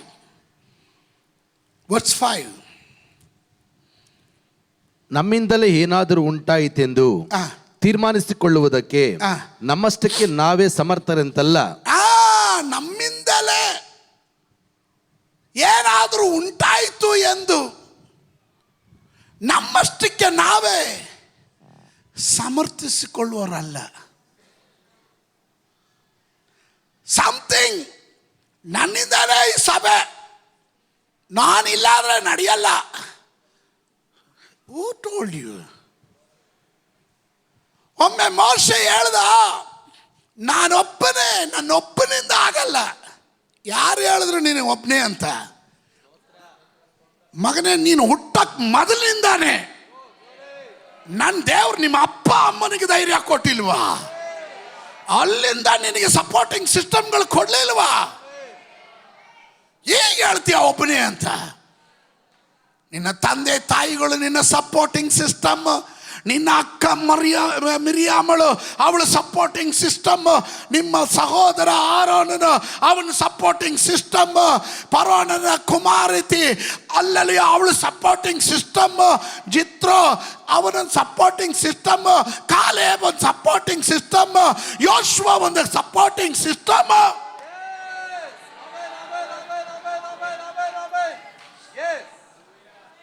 ಇದ್ರ ಒಳಗಡೆ ಇರುವಂಥ ದೇವ ಮಕ್ಕಳು ಸ್ವಲ್ಪ ಪರೀಕ್ಷೆ ಮಾಡ್ರಿ. ದೇವರು ಅದಾದ ಸಮಯದಲ್ಲಿ ಒಬ್ಬೊಬ್ಬರನ್ನ ಸಹಾಯಕ್ಕೆ ತಂದು ನಿಮ್ಮ ಮುಂದೆ ತಿಳಿಸ್ಲಿಲ್ವಾ? ಒಬ್ಬೊಬ್ಬರನ್ನ ಆಮೇಲೆ ಹೇಳು ನಾನು ಕೆಲವರು ನಾಟಕ ಮಾಡ್ತವೆ. ನೀನು ಆಕಾಶದಿಂದ ಉದುರ್ಬಿಟ್ಟೆ, ನಾವೆಲ್ಲ ಅಮ್ಮನ ಹೊಟ್ಟೆಯಿಂದ ಬಂದ್ವಿ, ಇವ್ರು ಮಾತ್ರ ಆಕಾಶದಿಂದ ಉದುರ್ಬಿಟ್ರು. ಕೆಲವ್ರಿಗೆ ಹಳೇದು ನೆನಪಿಸೋದೇ ಕಷ್ಟ, ಭಾಳ ಬೇಜಾರು. ನೀವೇನಾದರೂ ಏನು ಬ್ರದರ್ ನಿಮ್ಮ ಹಳೇದೆಲ್ಲ ಮಾಡ್ತಾರೆ, ಅದೆಲ್ಲ ಬಿಡಿ ಪಾಸ್ಟ್ರೆ, ಈಗ ಅದೆಲ್ಲ ಯಾಕೆ ಮಾತಾಡೋದು? ಈಗಿಂದ ಹೇಳಿ ಪಾಸ್ಟ್ರೆ, ಸೋತ್ರ ಈಗಿಂದ ಏನು ಹೇಳಬೇಕು? ನಿನಗೆ ಕಾರ್ ಇದೆ, ಬಂಗ್ಲೆ ಇದೆ, ದೊಡ್ಡ ಬಿಸ್ನೆಸ್ ಇದೆ, ಸ್ವಲ್ಪ ಕೈ ತುಂಬ ಹಣ ಇದೆ. ದುರಾಂಕಾರಿ, ಬಂದ ಮಾರ್ಗವನ್ನು ಯೋಚನೆ ಮಾಡು. ನಿನ್ನನ್ನು ತೋಡಿ ತೆಗೆದಂಥ ಬಂಡೆಯನ್ನು ತಿರುಗಿ ನೋಡು ನೀನು.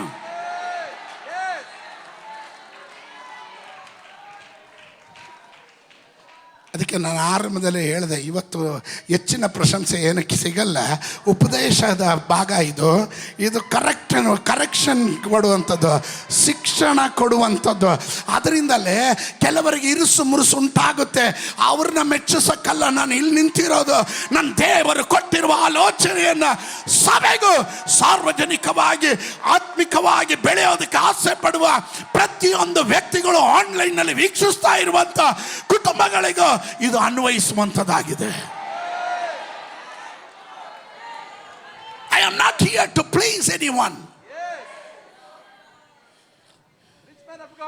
That's the reason I said. ಅದಕ್ಕೆ ನಾನು ಹೇಳಿದೆ, ಇದು ನನಗೂ ನಿಮಗೂ ಅನ್ವಯಿಸುತ್ತೆ.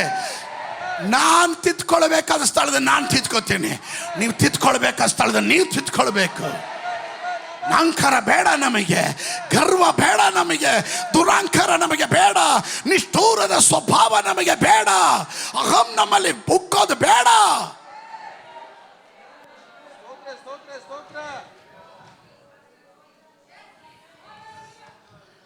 ಅಪೊಸ್ತಲನಾದ ಪೌಲನು ಹೇಳ್ತಾನೆ, ಕೊರಿಂಥ್ಯ ಸಭೆ ಆ ಕಾಲದಲ್ಲಿ ಅತಿ ದೊಡ್ಡ ಸಭೆ.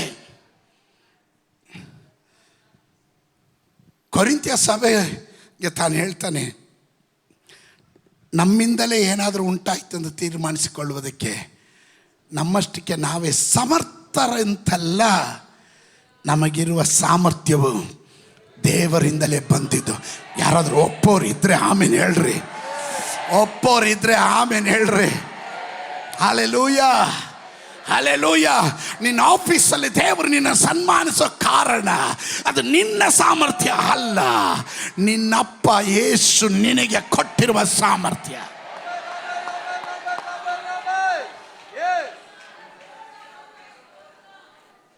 ಎಲ್ಲ ಕಡೆಗಳಲ್ಲೂ ಹೋದರೆ ನೀನು ಯಶಸ್ವಿಯಾಗಿ ಹಿಂತಿರುಗಿ ಬರ್ತೀಯ, ಜಾಯ್ಫುಲ್ ಆಗಿ ಬರ್ತೀಯ, ಜಯದೊಂದಿಗೆ ಬರ್ತೀಯ. ಏನು ಕಾರಣ ಗೊತ್ತಾ?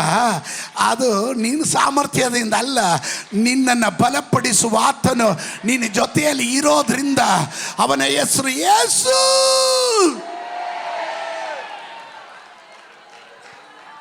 ನಮ್ಮಿಂದಲೇ ಹಾ. ಏನಾದರೂ ಉಂಟಾಯಿತೆಂದು ಹಾ. ತೀರ್ಮಾನಿಸಿಕೊಳ್ಳುವುದಕ್ಕೆ ಹಾ. ನಮ್ಮಷ್ಟಕ್ಕೆ ನಾವೇ ಹಾ. ಸಮರ್ಥರೆಂತಲ್ಲ, ಹಾ. ನಮಗಿರುವ ಸಾಮರ್ಥ್ಯವು ಹಾ. ದೇವರಿಂದಲೇ ಬಂದದ್ದು. ನಮಗಿರುವ ಸಾಮರ್ಥ್ಯ ದೇವರಿಂದಲೇ ಬಂದದ್ದು ಎಂದು ಒಪ್ಪುವವರು ಯಾರಾದರೂ ಇದ್ರೆ ಒಂದು 4 ಜನಕ್ಕಾದ್ರೆ ಕೈ ಕೊಟ್ಟು ಮುಖ ನೋಡಿ ಹೇಳ್ರಿ, ಇದು ದೇವರಿಂದ ಬಂದ ಸಾಮರ್ಥ್ಯ, ದೇವರು ಕೊಟ್ಟ ವರ. ಹೇಳ್ರಿ, ದೇವರು ಕೊಟ್ಟ ಕೃಪೆ. ಯಾರಾದರೂ ಹೇಳಲಿಲ್ಲ ಆದರೆ ಅವ್ರಿಗೇನೋ ಕಾಯಿಲೆ ಇದೆ ಅಂತ ತಿಳ್ಕೊಳ್ರಿ. ಕಡೆಯದಾಗಿ ಅವ್ರಿಗಾಗಿ ನಾನು ಪ್ರಾರ್ಥನೆ ಮಾಡ್ತೀನಿ. ಯಾಕೋಬನ ಪತ್ರಿಕೆ 4:6. ಆತನು ನಮ್ಮ ಮೇಲೆ ಅತಿಶಯವಾದ ಕೃಪೆಯನ್ನು ಇಡುತ್ತಾನೆ. ಆ. ಆದುದರಿಂದ ದೇವರು ಆ. ಅಹಂಕಾರಿಗಳನ್ನು ಎದುರಿಸುತ್ತಾನೆ, ಆ. ದೀನರಿಗಾದರೂ ಆ. ಕೃಪೆಯನ್ನು ಅನುಗ್ರಹಿಸುತ್ತಾನೆ. ನೋಡಿದ್ರಾ, ಆತನು ನಮ್ಮ ಮೇಲೆ ಸಾಧಾರಣವಾದ ಕೃಪೆಯನ್ನು ಇಡ್ತಾನೆ ಅಂತ ಹೇಳಲಿಲ್ಲ.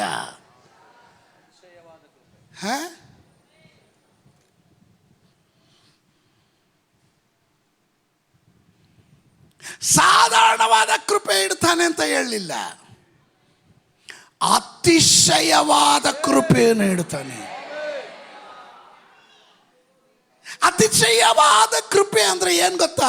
ನಿನಗೆ ಆಶ್ಚರ್ಯ ಹುಟ್ಟಿಸುವ ರೀತಿಯಲ್ಲಿ, ನಿನ್ನನ್ನು ಚಕಿತಗೊಳಿಸುವ, ನಿನ್ನ ಕಣ್ಣನ ಉಪ್ಪು ಮೇಲಕ್ಕೇರುವ ರೀತಿಯಲ್ಲಿ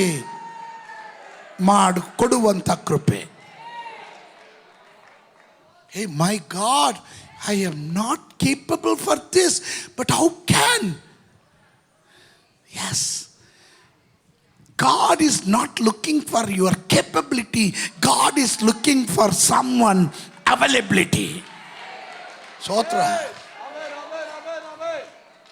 ನೀನ್ ದೇವರ ಸನ್ನಿಧಿಗೆ ತಗ್ಗಿರೋ. If you are available, ನೀನು ಇದ್ರೆ ದೇವರು ನೀನು ಉಪಯೋಗಿಸ್ತಾನೆ. Amen, amen. ಅದರಿಂದಲೇ ನೋಡ್ರಿ,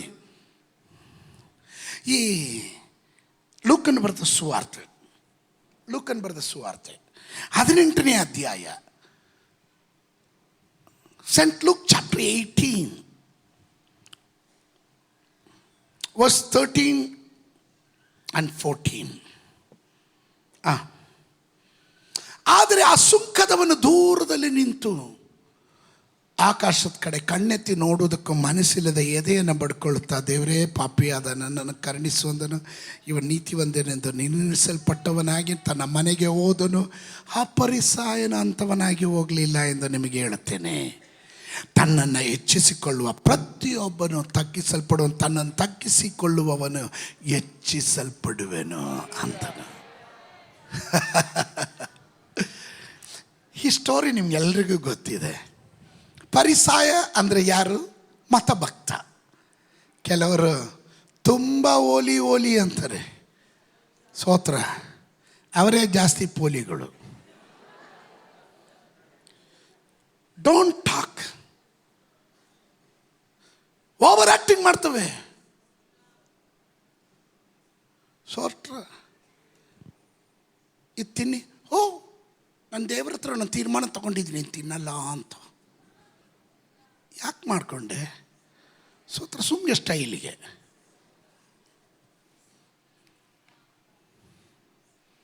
ಇನ್ನು ಕೆಲವರು ನೋಡ್ರಿ, ಚರ್ಚ್ಗೆ ಬಂದಾಗ ಆಭರಣ ಹಾಕೋದೇ ಇಲ್ಲ, ಭಕ್ತರ ಥರ ಬರ್ತಾರೆ. ನಾ ಕೇಳಿದೆ, ಏನು ಸಿಸ್ಟರ್? ಇಲ್ಲ, ಅದು ದೇವರ ಹತ್ರ ಒಡಂಬಡಿಕೆ ಮಾಡ್ಕೊಂಡಿದ್ದೀನಿ ಪಾಸ್ಟ್ರೆ. ಹೌದಾ, ಸರಿ. ಮದುವೆಯಲ್ಲಿ ನೋಡಿದ್ರೆ ಇವಳು ಜಿಮ್ಕಿ, ಕೈಗೆ ಕಡಗ ಥರ ಇರುತ್ತೆ ಬಳೆ, ಸ್ತೋತ್ರ. ನೆಕ್ಲೆಸ್ ಏನು? ಅವಾಗೇನಾಯ್ತು? ಸ್ತೋತ್ರ. ಅಯ್ಯೋ, ಪಾಸ್ಟ್ರ್ ಬಂದ್ರ, ನೀವು ಬರಲ್ಲ ಅಂದ್ಕೊಂಡಿದ್ದೆ, ದೇವರೇ ಕರ್ಕೊಂಬಂದ್ರು ಸಿಸ್ಟರ್ ನಿಮ್ಮ ಬೂಟಾಟಿಕೆ ತೋರಿಸೋದಕ್ಕೆ. ಇನ್ನು ಕೆಲವರು ಆಲಯದ ಒಳಗಡೆ ಬಂದಾಗ ಹೊರಗಡೆ ಹೋದ್ರೆ ಯಾಕ್ರಿ ಈ ನಾಟಕ?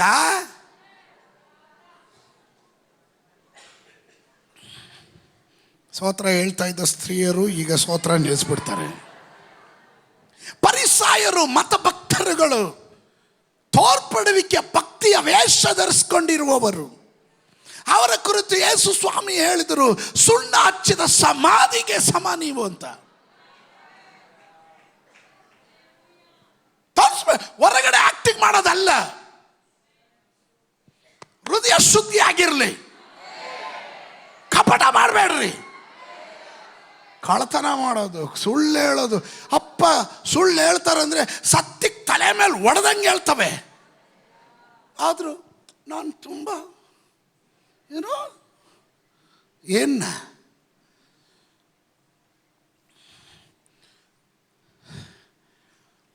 ಈ ಕೆಲವರಿಗೆ ನಾಮಾಮ ಇಲ್ಲ.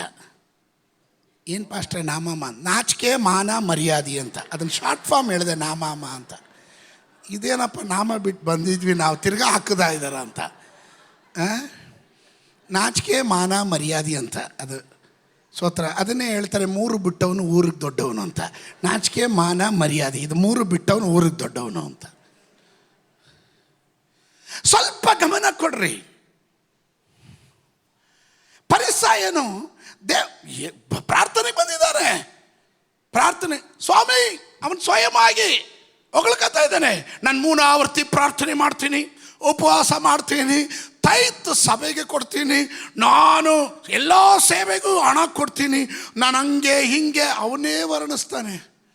ಪಕ್ಕದಲ್ಲಿ ನೋಡ್ದ ಪಾಪ ಸುಂಕದವನು, ಪಾಪಿ ದೂರದಲ್ಲಿ ನಿಂತ್ಕೊಂಡು ಅಳ್ತಾ ಇದ್ದಾನೆ. ಈ ಯೋಗ್ಯತೆ ಯಾವುದು ನನ್ನಲ್ಲಿಲ್ಲಪ್ಪ, ಅಳ್ತಾ ಇದ್ದಾನೆ. ಅವನು ಅಳೋದು ನೋಡ್ಬಿಟ್ಟು ಇವನು ಇನ್ನೊಂದು ಹಾಕದ. ಸ್ತೋತ್ರ. ಇಲ್ಲಿದ್ದಾನೆ ನೋಡಿ ಸುಂಕದವನು, ಅವನ ಥರ ಅಲ್ಲ ನಾನು. ಸುಂಕದವನು ಹೇಳ್ದ್ನ ನಾನು ಶ್ರೇಷ್ಠ, ಪರಿಸಾಯನಿಗಿಂತ ನಾನು ಶ್ರೇಷ್ಠ, ಇವನು ಕಪಟಿ, ಇವನು ಸುಣ್ಣ ಹಚ್ಚಿದ ಸಮಾಧಿ ಅಂತ ಏನಾದರೂ ಹೇಳ್ದ್ನ? ಅವನು ಏನು ಹೇಳಲಿಲ್ಲ. ಅವನಿಗೆ ಹೇಳ್ದ ನಾನು ಯೋಗ್ಯನಲ್ಲ ಅಂತ. ಯೇಸು ಸ್ವಾಮಿ ಹೇಳಿದ್ರು, ಪರಿಸಾಯನು ಬಂದ ದಾರಿಗೆ ಸುಂಕ ಇಲ್ಲಂಗೆ, ಬಂದ ದಾರಿಗೆ ಅವನ ಪ್ರಾರ್ಥನೆ ಕೇಳದೆ ದೇವರು ಅವನನ್ನು ಬರೆಗೈಯಲ್ಲಿ ಕಳಿಸುವಾಗ ಈ ಸುಂಕದವನನ್ನು ನೀತಿವಂತನಾಗಿ ದೇವರು ಎಣಿಸಿ. ಅದರ ಅರ್ಥ ಏನು ಗೊತ್ತಾ? ತನ್ನನ್ನೇ ತಾನು ತಗ್ಗಿಸುವವನನ್ನು ದೇವರು ಹೆಚ್ಚಿಸ್ತಾನೆ, ತನ್ನನ್ನೇ ತಾನು ಹೆಚ್ಚಿಸಿಕೊಳ್ಳುವವರನ್ನ ದೇವರು ತಗ್ಗಿಸುವಂತನಾಗಿರ್ತಾನೆ. ಕಮಾನ್, ತಗ್ಗುವ ಸ್ವಭಾವ ಉಳ್ಳವರು ಮಾತ್ರ ಗಟ್ಟಿಯಾಗಿ ಸೈತಾನನ್ನು ಕೇಳುವ ಹಾಗೆ ಒಂದು ಆಮೇಲೆ ಹೇಳ್ರಿ. ತಗ್ಗುವ ಮನಸ್ಸಿರಲಿ. ಅದು ಗಂಡನಾಗಲಿ, ಹೆಂಡತಿ ಆಗಲಿ, ಮಕ್ಕಳಾಗಲಿ, ಸಭೆಯಾಗಲಿ, ವಿಶ್ವಾಸಿಗಳಾಗಲಿ, ಪಾಸ್ಟರ್ಗಳಾಗಲಿ.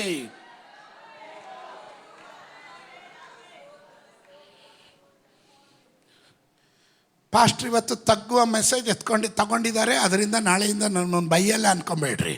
ಸಿಕ್ಕಾಪಟ್ಟೆ ಬೈತೀನಿ. ಅದು ಬೇರೆ, ತಗ್ಗೋ ಮನಸ್ಸು ಬೇರೆ. ನೀವು ಮಿಕ್ಸ್ ಮಾಡಬೇಡ್ರಿ. ಕೂಟು ಅಂತಾರಲ್ಲ, ಪಲ್ಯ ಎಲ್ಲ ತರಕಾರಿ ಹಾಕ್ಬಿಟ್ಟು ಒಂದು ಕೂಟು. ಸ್ತೋತ್ರ. ಅದಲ್ಲ ಇದು. ಸ್ತೋತ್ರ. ನಮ್ಮ ಸ್ಟಾಫ್ ಏನಾದ್ರು ತಪ್ಪು ಮಾಡಿದ್ರೆ ನಾನು ಬೈತೀನಿ. ಕಾರಣ ದೇವರು ನನ್ನನ್ನು ಅವ್ರ ಮೇಲೆ ಅಧಿಕಾರಕ್ಕೆ ಇಟ್ಟಿದ್ದಾನೆ. ನಾನು ಅಶೋಕನ ಪ್ರೀತಿಸ್ತೀನಿ. ಹಾಗನ್ಬಿಟ್ಟು ಅವನು ಯಾವಾಗಲೂ ಬಹುಪರ ಅಶೋಕ ಬಹುಪರ ಅಂತಾನೆ ಇರಲ್ಲ. ಸ್ತೋತ್ರ. ಮೊನ್ನೇನು ಬೈದೆ. ಸ್ತೋತ್ರ. ಹೇಳ್ದೆ, ಗುಂಡಿ ಇರೋ ಕಡೆ ಇಳಿಸ್ಬೇಡ, ನಿಧಾನಕ್ಕೆ ಹೋಗು. ಕರೆಕ್ಟ್ ಗುಂಡಿಗೆ ತಪ್ಪಂದು ಹಾಕದ. ಬೈದಿರೇ ಇರ್ತೀನ? ಈ ಪಾಸ್ಟ್ರ್ ಇಷ್ಟು ಗರ್ವ ಅಹಂಕಾರ ಅಂತ ಅವನು ಹೇಳಿದ್ರೆ ಅದು ನ್ಯಾಯನ? ನಿಮ್ಮ ಟೀಚರ್ ನಿಮ್ಮನ್ನು ಹೊಡೆದ್ರೆ ಯಾಕೆ ಹೊಡೆದ್ರು? ಸುಮ್ಸುಂಗೆ ಹೊಡೆಯೋಕೆ ಅವ್ರೇನು ಹುಚ್ಚರ? ನಿಮ್ಮ ತಂದೆ ತಾಯಿ ನಿಮ್ಮನ್ನು ಯಾಕೆ ಬೈದರು? ಸುಮ್ಸುಂಗೆ ಬೈತಾರ? ಅಹಂಕಾರಿ ಯಾರು ಹೇಳಿದ್ರು ಅಹಂಕಾರಿ? ಅದಕ್ಕೂ ಇದಕ್ಕೂ ಕನೆಕ್ಷನ್ ಇಲ್ಲಣ್ಣ. ಸ್ತೋತ್ರ. ತಂದೆ ತಾಯಿಗಳು ಮಕ್ಕಳನ್ನ ಬೈಯೋದು ನಾಶನಕ್ಕಲ್ಲ, ಅದು ತಿದ್ದೋದಕ್ಕೆ, ಶಿಕ್ಷಣಕ್ಕೆ. ಪಾಸ್ಟರ್ ಉಪದೇಶ ಮಾಡುವಾಗ ನಿಮ್ಮನ್ನು ಗದರಿಸೋದು, ಖಂಡಿಸೋದು, ಎಚ್ಚರಿಸೋದು ನಿಮ್ಮನ್ನು ನಾಶನಕ್ಕೆ ದಬ್ಬೋದಕ್ಕಲ್ಲ. ನನ್ನ ಪ್ರಸಂಗದ ವಿಷಯ ವಿನಾಶಕ್ಕೆ ಮುನ್ನ ಹೆಮ್ಮೆ. ವಿನಾಶಕ್ಕೆ ಮುನ್ನ ಹೆಮ್ಮೆ. Pride comes before distraction.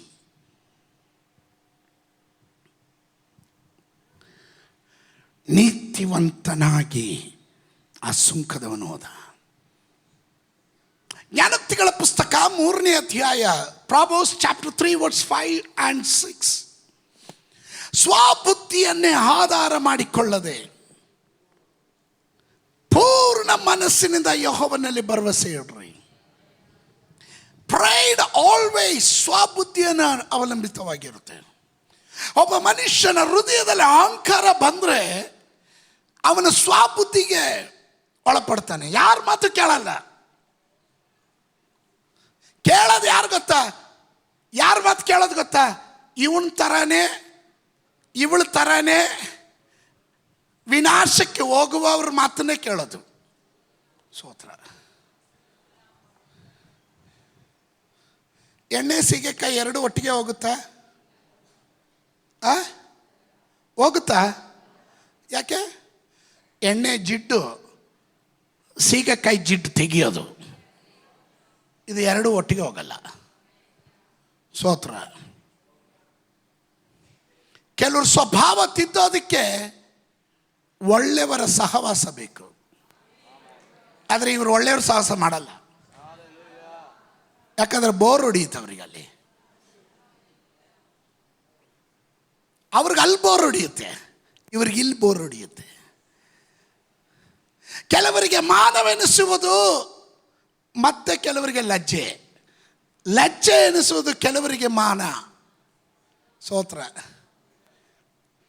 ಸ್ವಬುದ್ಧಿಯನ್ನೇ ಆಧಾರ ಮಾಡಿಕೊಳ್ಳಬೇಡ್ರಿ. ಪೂರ್ಣ ಮನಸ್ಸಿನಿಂದ ಯೆಹೋವನಲ್ಲಿ ಭರವಸೆ ಇಡ್ರಿ. ಅಹಂಕಾರ ಬಂದರೆ ಸ್ವಬುದ್ಧಿಗೆ ಒತ್ತು ಕೊಡ್ತೀರ, ಪೂರ್ಣ ಮನಸ್ಸಿನಿಂದ ದೇವರ ಮೇಲೆ ಭರವಸೆ ಇಡೋದಿಲ್ಲ. Are you getting my point? ಅರ್ಥ ಆಗ್ತಾ ಇದೆಯಾ?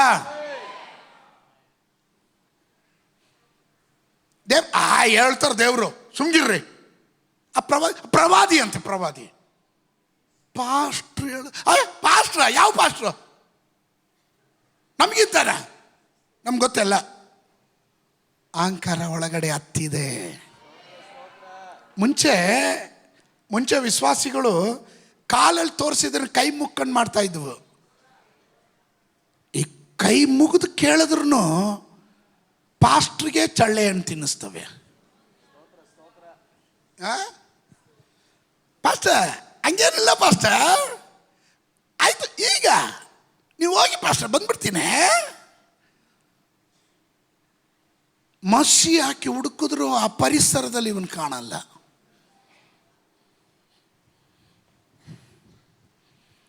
ಸ್ವಬುದ್ಧಿಯನ್ನು ಆಧಾರ ಮಾಡಿಕೊಳ್ಳದೆ ಪೂರ್ಣ ಮನಸ್ಸಿನಿಂದ ಯೆಹೋವನಲ್ಲಿ ಭರವಸೆ ಇಡು. ನಿನ್ನ ಎಲ್ಲ ನಡವಳಿಕೆಯಲ್ಲಿ ಆತನ ಚಿತ್ತಕ್ಕೆ ನೀನು ವಿಧೇಯನಾಗು. ಆತನೇ ನಿನ್ನ ಮಾರ್ಗವನ್ನು ಸರಾಗ ಮಾಡುವೆನು. ಆತನೇ ನಿನ್ನ ಮಾರ್ಗವನ್ನು ನೋಡಿದ್ರ?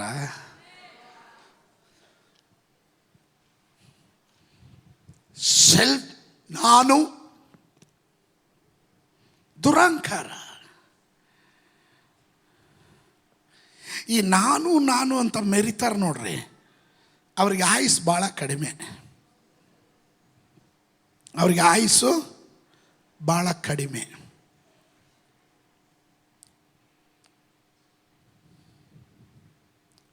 ಅಹಂಕಾರ ಹೇಳುತ್ತೆ, ನನ್ನಿಂದ ನಾನು ಮಾಡಬಲ್ಲೆ, ನನಗಾಗುತ್ತೆ.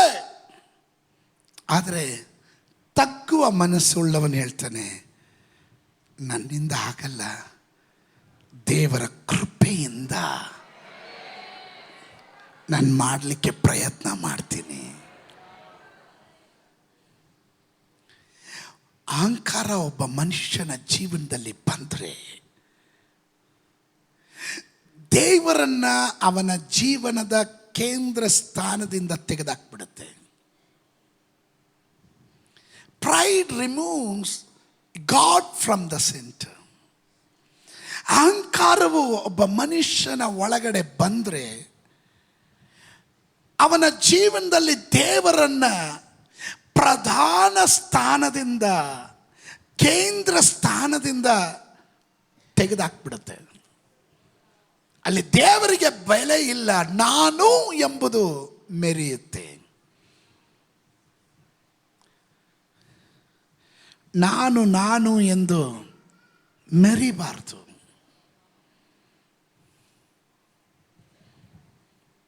ಯಾವಾಗ ಈ ಸ್ವಭಾವ ಒಂದು ಮನುಷ್ಯನಲ್ಲಿ ಬರುತ್ತೋ ದೇವರಲ್ಲಿ ಇರೋದಿಲ್ಲ. ನಾನು ಎಂಬ ಅಹಂಕಾರ ಇರುವ ಸ್ಥಳದಲ್ಲಿ ದೇವರಿಗೆ ಅಲ್ಲಿ ಸ್ಥಾನ ಇರೋದಿಲ್ಲ. There will be no priority. ನಮಗೆಲ್ಲರಿಗೂ ಚೆನ್ನಾಗಿ ಗೊತ್ತಿದೆ, ಲೂಸಿಫರ್ ಎಲ್ಲಿದ್ದ? ಲೂಸಿಫರ್ ಎಲ್ಲಿದ್ದ? ಪರಲೋಕದಲ್ಲಿದ್ದ. ಏನಕ್ಕಿದ್ದ? ದೇವರ ಸಮ್ಮುಖದಲ್ಲಿ ದೇವರನ್ನ ಆರಾಧನೆ ಮಾಡೋದಕ್ಕೆ ದೇವರಿಟ್ಟಿದ್ದನು. ಸಂಗೀತದಲ್ಲಿ ಪ್ರಾಮುಖ್ಯತೆ ಉಳ್ಳವನು. ಅವನ ಬಾಯಿ ತೆರೆದರೆ ಸಂಗೀತದ ಲಹರಿಗಳು ಹೊರಗಡೆ ಬರ್ತಾ ಇತ್ತು. ಅವನ ರೆಕ್ಕೆ ಬಿಚ್ಚಿದ್ರೆ ಸಂಗೀತ ಬರ್ತಾ ಇತ್ತು. ಮನೋಹರವಾಗಿ ಗಾನವನ್ನು ಆಡಿ ದೇವರನ್ನು ವರ್ಣಿಸುವ ಇವನ ಒಳಗಡೆ ಈ ಲೂಸಿಫರ್ ಅಂತ ಹೇಳಿದ್ರೆ ಮಾರ್ನಿಂಗ್ ಸ್ಟಾರ್, ಉದಯ ನಕ್ಷತ್ರ, ಲೈಟ್ ಬೇರರ್, ಬೆಳಕು ಪ್ರಕಾಶವನ್ನು ಹೊರುವವನು. ನೋಡ್ರಿ, ನಾನು ಅದನ್ನು ಯಾಕೆ ಹೇಳ್ತಾ ಇದ್ದೀನಿ ಅಂತ ನಿಮ್ಗೆ ಅರ್ಥ ಆಗುತ್ತೆ. ಅಹಂಕಾರ ಬರೋದಕ್ಕೆ ಮುಂಚೆ ಇವನಿಗಿದ್ದ ಹೆಸರು ಮಾರ್ನಿಂಗ್ ಸ್ಟಾರ್, ಉದಯ ನಕ್ಷತ್ರ, ಲೈಟ್ ಬ್ಯಾರರ್, ಪ್ರಕಾಶವನ್ನ ಹೊರುವವನು. ಎಲ್ಲಾದರೂ ಇವರು ಇಳಿದು ಬಂದರೆ ಅಲ್ಲೇ ಕತ್ತಲೆ ಇರೋದಿಲ್ಲ, ಅಲ್ಲೆಲ್ಲ ಬೆಳಕಿರುತ್ತೆ. ಆಮೇಲೆ ಇವನ ಒಳಗಡೆ ಬಂದ ಅಹಂಕಾರ. ಯೆಶಾಯನು ಬರೆದ ಪ್ರವದನೆ ಗ್ರಂಥ 14ನೇ ಅಧ್ಯಾಯ 12ನೇ ವಚನದಿಂದ 15ನೇ ವಚನವನ್ನು ಗಮನಿಸುವಾಗ, ಆಹಾ ಉದಯ ನಕ್ಷತ್ರವೇ, ಬೆಳ್ಳಿಯೇ, ಆಕಾಶದಿಂದ ಹೇಗೆ ಬಿದ್ದೆ, ಜನಾಂಗಗಳನ್ನು ಕೆಡವಿದ ನೀನು ಕಡಿಯಲ್ಪಟ್ಟು ನೆಲಕ್ಕೆ ಉರುಳಿದೆಯಲ್ಲ.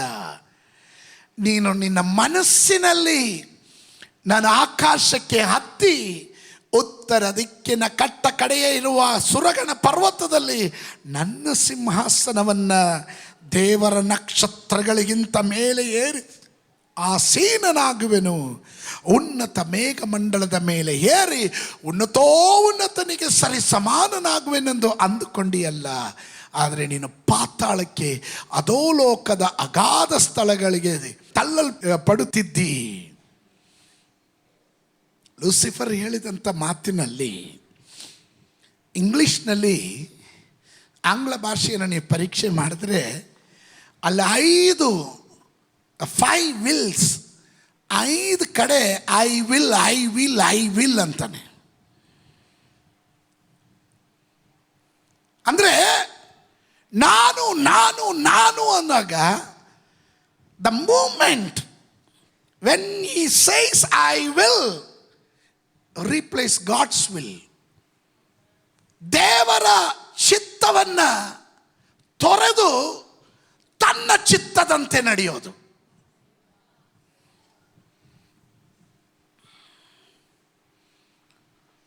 ಅವನ ಹೃದಯದಲ್ಲಿ ಬಂದಂತ ಅಹಂಕಾರದ ಮನೋಭಾವದಿಂದ ಹೊರಹೊಮ್ಮಿದ ಮಾತುಗಳು ಅವನು ಕೂಗಿ ಹೇಳ್ತಾ ಇದ್ದಾನೆ.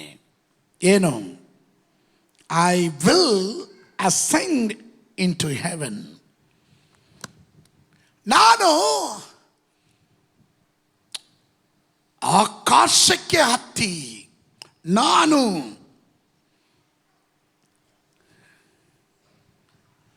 ದೇವರು ಕೊಟ್ಟಿರುವ ಜವಾಬ್ದಾರಿಗಿಂತ, ದೇವರು ಕೊಟ್ಟಿರುವ ಸ್ಥಾನಕ್ಕಿಂತ, ದೇವರು ಕೊಟ್ಟಂತ, ದೇವರು ನೇಮಕ ಮಾಡಿದ ಸ್ಥಾನಕ್ಕಿಂತ ಮೇಲಕ್ಕೆ ಹೋಗೋದಕ್ಕೆ.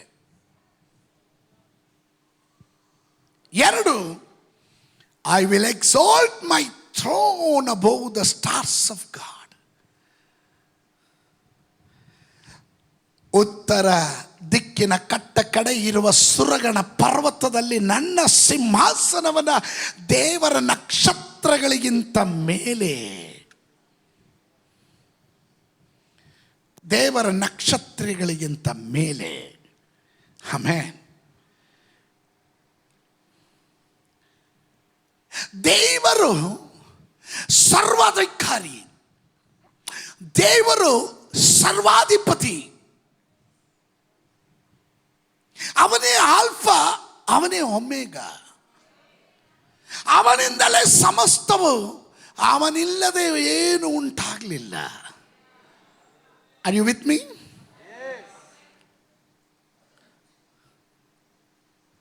ಸೃಷ್ಟಿಕರ್ತನಿಗೆ ಸೃಷ್ಟಿ ಹೇಳ್ತಾ ಇದೆ, ಸೃಷ್ಟಿಕರ್ತನ ಸಿಂಹಾಸನಕ್ಕಿಂತ ಮೇಲೆ ನಾನು ಸಿಂಹಾಸನವನ್ನ ಇಡ್ತೀನಿ. Amen, amen.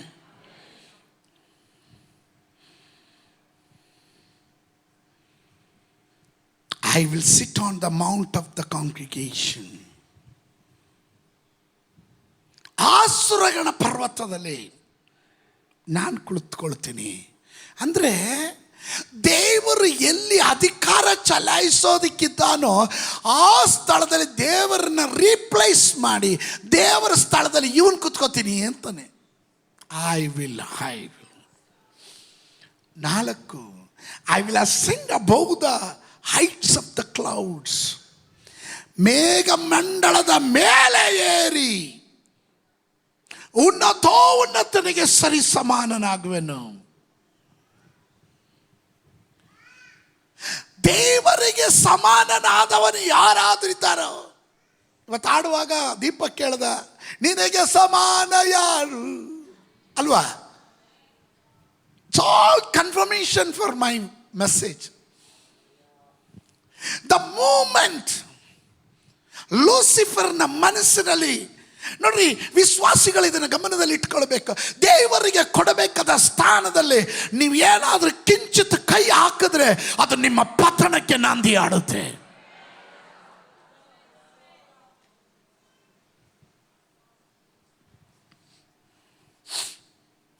I'll be like the Most High. ಉನ್ನತನಿಗೆ ಸರಿ ಸಮಾನನಾಗಿರ್ತೀನಿ ಅಂತೆ. ಅವಿದ್ಯತ್ವ ದೇವರಿಗೆ ಸರಿ ಸಮಾನ ಆಗೋದಕ್ಕೆ ಸಾಧ್ಯನಾ? ಅದಕ್ಕೆ ನೋಡ್ರಿ, see the difference between Jesus and the Lucifer. ಫಿಲಿಪಿಯರಿಗೆ ಬರೆದ ಪತ್ರಿಕೆ 2ನೇ ಅಧ್ಯಾಯದಲ್ಲಿ ನಾವು ಕಂಡೆವು, ಅವನು ದೇವರಿಗೆ ಸರಿ ಸಮಾನನಾಗುವನೆಂಬ ಆ ಪದವಿ ಇದ್ರೂ ಅದನ್ನು ಬಿಡಲೊಲ್ಲೆನು ಎಂದು ಎಣಿಸದೆ ತನ್ನನ್ನೇ ತಾನು ಬರಿದು ಮಾಡಿಕೊಂಡು ಮನುಷ್ಯರಿಗೆ ಸದೃಶನಾಗಿ ದಾಸ ರೂಪವನ್ನು ತಾಳಿದನು. See the difference. ಒಂದ್ ಕಡೆ ಲೂಸಿಫರ್ ಹೇಳ್ತಾನೆ ನಾನು ದೇವರಿಗೆ ಸರಿಸಮವಾಗಿ, ಇಲ್ಲಿ ಯೇಸು ಸ್ವಾಮಿಗೆ ಸರಿಸಮವಾದ ಪದವಿ ತಂದೆಯಾದ ದೇವರು ಕೊಟ್ಟಿದ್ರು. ಅದು ಬಿಡಲೊಲ್ಲೆನೊಂದೇ ನೆನೆಸದೆ ತನ್ನನ್ನೇ ತಾನು ಬರಿದು ಮಾಡಿಕೊಂಡ, ದಾಸನ ರೂಪವನ್ನು ತರಿಸ್ಕೊಂಡ. ಅಹಂಕಾರ, ತಗ್ಗುವ ಮನಸ್ಸು. ಅಹಂಕಾರದಿಂದ ಲೂಸಿಫರ್ನಿಗೆ ಏನು ಸಂಭವಿಸಿತು?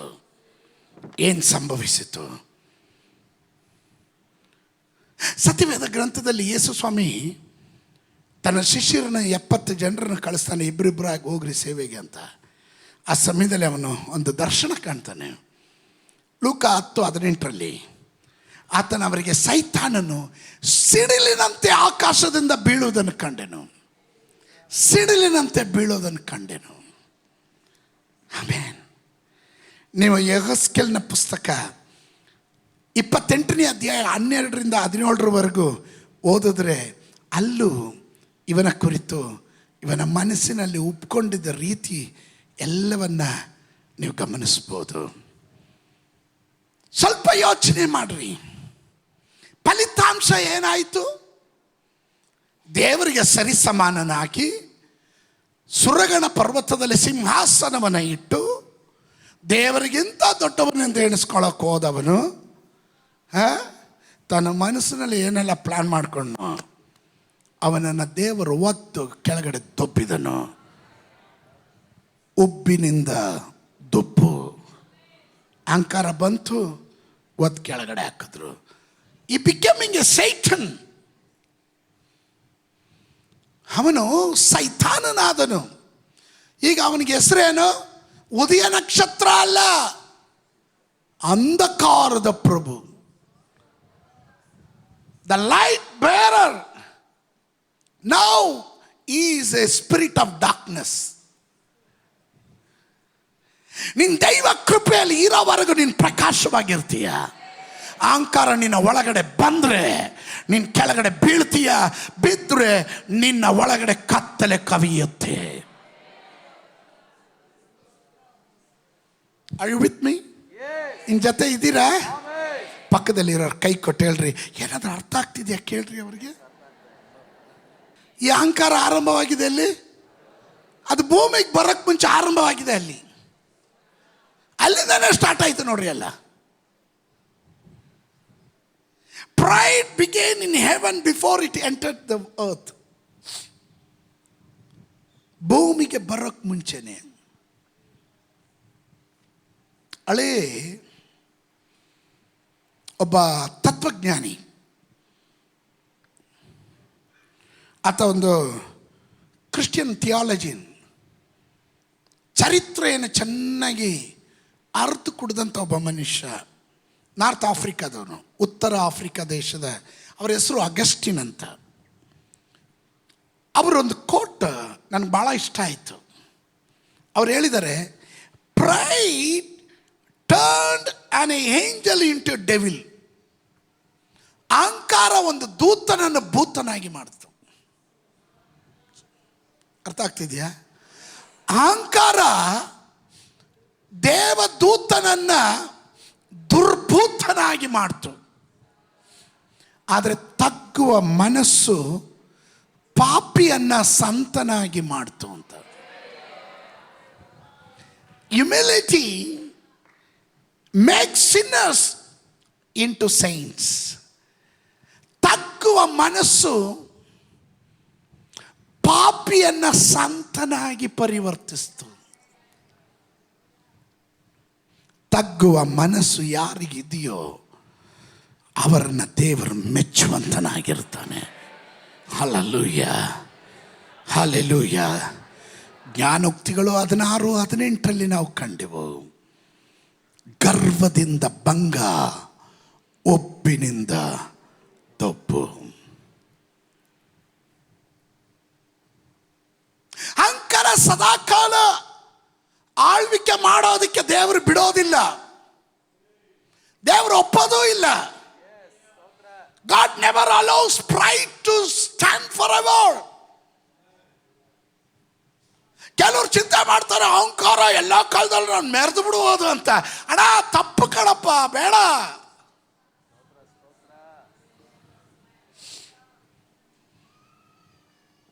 ನಾನು ಯಾರಿಗೂ ಬಗ್ಗಲ್ಲ, ನಾನು ಯಾರ ಮಾತು ಕೇಳಲ್ಲ, ನಾನು ಹಿಂಗೆ, ನಾನು ಹುಟ್ಟದಾಗಿಂದ ಹಂಗೆ. ನಿನ್ನನ್ನು ನೋಡೇ ಹೇಳಿದು ಬರೆದಿರಬೇಕು, ಹುಟ್ಟುಗುಣ ಸುಟ್ಟರು ಬಿಡಲ್ಲ ಅಂದಕ್ಕೆ. ಆದರೆ ನಾವು ಸುಡಲ್ಲ, ನಾವು ಭರ್ತಿ ಮಾಡ್ತೀವಿ, ಮಣ್ಣು ದಪ್ಪನ ಮಾಡ್ತೀವಿ.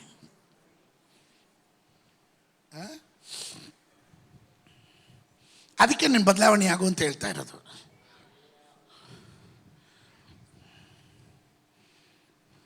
ನೋಡ್ರಿ, ಸತ್ಯವೇದ ಗ್ರಂಥದಲ್ಲಿ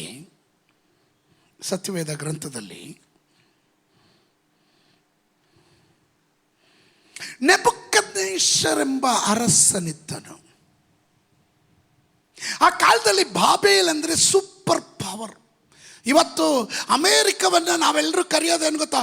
ನ್ಯೂಸ್ನಲ್ಲೆಲ್ಲ ಹೇಳೋಗ ಜಗತ್ತಿನ ದೊಡ್ಡಣ್ಣ ದೊಡ್ಡಣ್ಣ. ಆ ಕಾಲದಲ್ಲಿ ಬ್ಯಾಬಿಲೋನ್, ಪ್ರಸಿದ್ಧವಾದ ಬಾಬೇಲ್, ಮಹದೀಯವಾದ ಬಾಬಿಲೋನ್, ಪ್ರಸಿದ್ಧವಾದ ಬಾಬಿಲೋನ್ ಸಮಸ್ತ ರಾಜ್ಯಗಳನ್ನು ಸಮಸ್ತರನ್ನ ಕೈವಶ ಮಾಡಿಕೊಂಡು ಯುದ್ಧದ ಮೂಲಕ ಸಮಸ್ತವನ್ನ ಸ್ವಾಧೀನ ಮಾಡಿಕೊಂಡು ಕೊಳ್ಳೆ ಹೊಡೆದು ಕತ್ತಲೆಯಲ್ಲಿ ಬಚ್ಚಿಟ್ಟು ಅದಕ್ಕೊಂದು ತಾಮ್ರದ ಕದ ಮಾಡಿಸಿ ಅದಕ್ಕೆ ಕಬ್ಬಿಣದ ಸಲಾಕೆಯನ್ನು ಹಾಕಿಸಿ ಭದ್ರವಾಗಿ ಜೋಪಾನವಾಗಿ ಕಾಪಾಡುತ್ತಿದ್ದ ಕಾಲ. ನೆಬೂಕದ್ನೆಚ್ಚರ್ ಅರಸನು ಉನ್ನತ ಸ್ಥಾನದಲ್ಲಿದ್ದನು. ಅವನೇ ವರ್ಣಿಸ್ತಾನೆ ಅದನ್ನು. ದಾನಿಯೇಲನ ಪುಸ್ತಕ 4ನೇ ಅಧ್ಯಾಯದ 28ನೇ ವಾಕ್ಯದಿಂದ ನೋಡ್ರಿ. ಇದೆಲ್ಲ ರಾಜನಾದ ನೆಬೂಕದ್ನೆಚ್ಚರನ ಅನುಭವಕ್ಕೆ ಬಂತು. 12 ತಿಂಗಳು ಕಳೆದ ನಂತರ ಅವನು ಬಾಬೇಲಿನ ಅರಮನೆಯಲ್ಲಿ ತಿರುಗಾಡ್ತಾ ನನ್ನ ಮಹಿಮೆಯ ಪ್ರಸಿದ್ಧಿಗೆ ಬರುವಂತೆ ನನ್ನ ಸಾಮರ್ಥ್ಯ ಬಲದಿಂದ ರಾಜ ನಿವಾಸಕ್ಕಾಗಿ ನಾನು ಕಟ್ಟಿಸಿಕೊಂಡಿರುವ ಈಗ ಮಹಾಪಟ್ಟಣವಾದ ಈ ಬಾಬೇಲಿಂದ ಕೊಚ್ಚಿಕೊಂಡನು. ಏನು ಮಾಡ್ದ? ಕೊಚ್ಕೊಂಡ. ಸ್ತೋತ್ರ. ಅವನು ಕೊಚ್ಕೊಳಕ್ಕಿತ್ತು. ನಮ್ಮವ್ರು ಕೆಲವರಿಗೆ ಕೊಚ್ಕೊಳಕ್ಕೆ ಏನೂ ಇಲ್ಲ. ಸ್ತೋತ್ರ. ಗಾಳಿ ಹೋಗ್ತಾ ಇದೆ, ಆದರೂ ಜಂಬಕ್ಕೇನು ಕಡಿಮೆ ಇಲ್ಲ. ನೀವು ಸ್ತೋತ್ರ ಹೇಳ್ರಿ, ನಾನು ನಿಮ್ಮ ಬಗ್ಗೆ ಹೇಳಲಿಲ್ಲ. ಇವನಿಗೆ ಇದೆ, ಕೊಚ್ಕೋಣಷ್ಟಿದೆ. ಇವನನ್ನೇ ದೇವರು ಬಿಟ್ಟಿಲ್ಲ, ನಿನ್ನನ್ನು ಬಿಡ್ತಾನ ದೇವರು? ಪ್ರಸಿದ್ಧವಾದ ನನ್ನ ಮಹಿಮೆಯ ಪ್ರಸಿದ್ಧಿಗೆ ಬರುವಂತೆ ನನ್ನ ಸಾಮರ್ಥ್ಯ ಬಲದಿಂದ ರಾಜ ನಿವಾಸನಕ್ಕಾಗಿ ನಾನು ಕಟ್ಟಿಸಿಕೊಂಡಿರುವ ಈಗೋ ಮಹಾಪಟ್ಟಣವಾದ ಈ ಬಾಬೇಲ್ ಎಂದು ಕೊಚ್ಚಿಕೊಂಡನು. ಸ್ತೋತ್ರ. ಈ ಮಾತು ರಾಜನ ಬಾಯಿಂದ ಹೊರಡುತ್ತಿರುವಾಗ ಅರಸನಾದ ನೆಬೂಕದ್ನೆಚ್ಚರನಿಗೆ, ನಿನಗಾದ ದೈವೋಕ್ತಿಯನ್ನು ಕೇಳು, ರಾಜ್ಯವು ನಿನ್ನಿಂದ ತೊಲಗಿದೆ, ನೀನು ಮನುಷ್ಯರೊಳಗಿಂದ ತಳ್ಳಲ್ಪಟ್ಟು ಕಾಡು ಮೃಗಗಳೊಂದಿಗೆ ವಾಸಿಸುವೆ, ದನಗಳಂತೆ ಹುಲ್ಲು ಮೇಯುವುದೇ ನಿನಗೆ ಗತಿಯಾಗುವುದು. ಸ್ತೋತ್ರ. ಲೇಟೇ ಇಲ್ಲ, ಇಮ್ಮಿಡಿಯೇಟಾಗಿ. ನಾನು ಯೋಚನೆ ಮಾಡಿದೆ, ನಮ್ಮ ಈ ಕಾಲದಲ್ಲೂ ಅದೇ ಥರ ಲೇಟ್ ಮಾಡಿದ್ರೆ ಇಮ್ಮಿಡಿಯೇಟಾಗಿ ಕೊಟ್ಟುಬಿಡ್ಬೇಕಾಗಿತ್ತು ಅಂತ. ಕೆಲವರು ಅಹಂಕಾರಗಳೆಲ್ಲ ಕಡಿಮೆ ಆಗಿರೋದು. ಯಪ್ಪ ಯಪ್ಪ ಯಪ್ಪ ಯಪ್ಪ. ಸ್ತೋತ್ರ. ಎಕ್ಸ್ಪೆಷಲಿ ಸಹೋದರಿಯರಲ್ಲಿ ಜಾಸ್ತಿ. ಅದರ ರಿಫ್ಲೆಕ್ಷನ್ ಸಹೋದರರಲ್ಲಿ ಸ್ವಲ್ಪ ಪ್ರತಿಬಿಂಬ ಅಲ್ವಾ, ಅರ್ಧ ಅಂಗಿ ಅಲ್ವಾ. ಸ್ತೋತ್ರ. ಏನು ಕಂಡ್ರಿ? ಏನು ಸಾಧಿಸಿದ್ರಿ? ಯಾಕೆ ಅಹಂಕಾರ ಪಡಬೇಕು?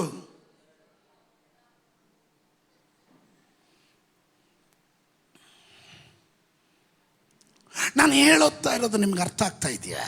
ಇವನಿಗೆ ಅಹಂಕಾರ ಪಡುವಷ್ಟಿದೆ. ಒಂದು ಟೈಮ್ಗೆ 1000 ಗಟ್ಟಲೆ ಅರಸರುಗಳನ್ನು ಕರೆಸಿ ಔತಣ ಮಾಡಿ ವಿಜೃಂಭಣೆಯಿಂದ ಮೆರೆಯೋದಕ್ಕೆ ಅವನಿಗೆ ಎಲ್ಲ ಇದೆ. ಬಾಬೇಲ್ ಆ ಕಾಲದಲ್ಲಿ ಹ್ಯಾಂಗಿಂಗ್ ಗಾರ್ಡನ್, ಜಗತ್ತಿನ 7 ಅದ್ಭುತಗಳಲ್ಲಿ ಒಂದು ಅದ್ಭುತವಾದ ತೂಗುಯ್ಯಾಲೆಯ ಉದ್ಯಾನವನ, ಹ್ಯಾಂಗಿಂಗ್ ಗಾರ್ಡನ್ ಇದೆ. ಅವನಿಗೆ ಅಹಂಕಾರ ಪಡಕ್ಕಿಲ್ವಾ? ಬಟ್ ಗಮನಿಸ್ರಿ, ನನಗೆ ಈ ಮಾತು ರಾಜನ ಬಾಯಿಂದ ಹೊರಡ್ತಿರುವಾಗ, ದಟ್ ಮೀನ್ಸ್ ಇಮ್ಮಿಡಿಯೇಟ್ಲಿ, ಯಾರಾದ್ರೂ ಗಟ್ಟಿ ಹಾಕಲ್ರಿ, ಇಮ್ಮಿಡಿಯೇಟ್ಲಿ, ತಕ್ಷಣವಾಗಿ, the moment the pride comes and you speak, the moment ನಿನ್ನ ಬಾಯಿಂದ ಅಹಂಕಾರದ ಮಾತನಾಡುವಾಗಲೇ ದ ಏವನ್ ಪರಲೋಕದ ದೇವರು ನಿನಗೆ ವಿರುದ್ಧವಾಗಿ ನ್ಯಾಯ ತೀರ್ಪನ್ನು ಕಳಿಸ್ತಾನೆ.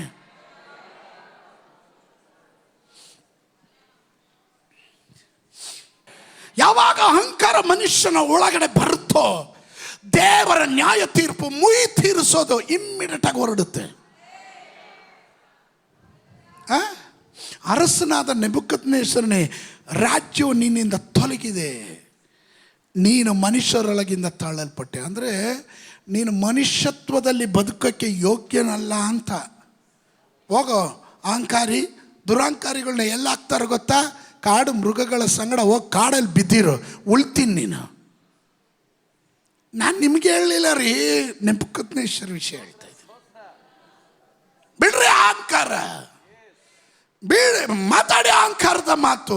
ಕೆಲವರಿಗೆ ಪೊಗರು ಎಷ್ಟಿದೆ ಗೊತ್ತಾ?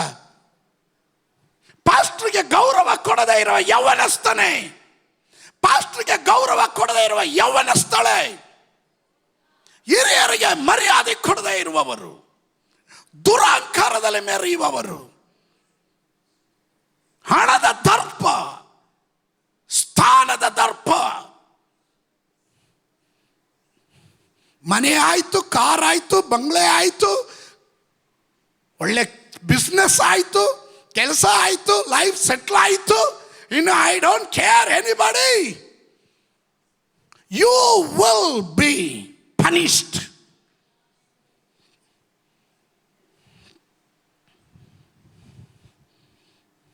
ಇದು ಯಾವುದು ನಿನ್ನ ಸಹಾಯಕ್ಕೆ ಬರದಂಗೆ ಮುಟ್ಟಬೇಕಾದ ಸ್ಥಾನದಲ್ಲಿ ದೇವರು ಮುಟ್ಬಿಡ್ತಾನೆ. ನೆಬೂಕದ್ನೆಚ್ಚರಗಿಂತ ದೊಡ್ಡವನಲ್ಲ ನೀನು.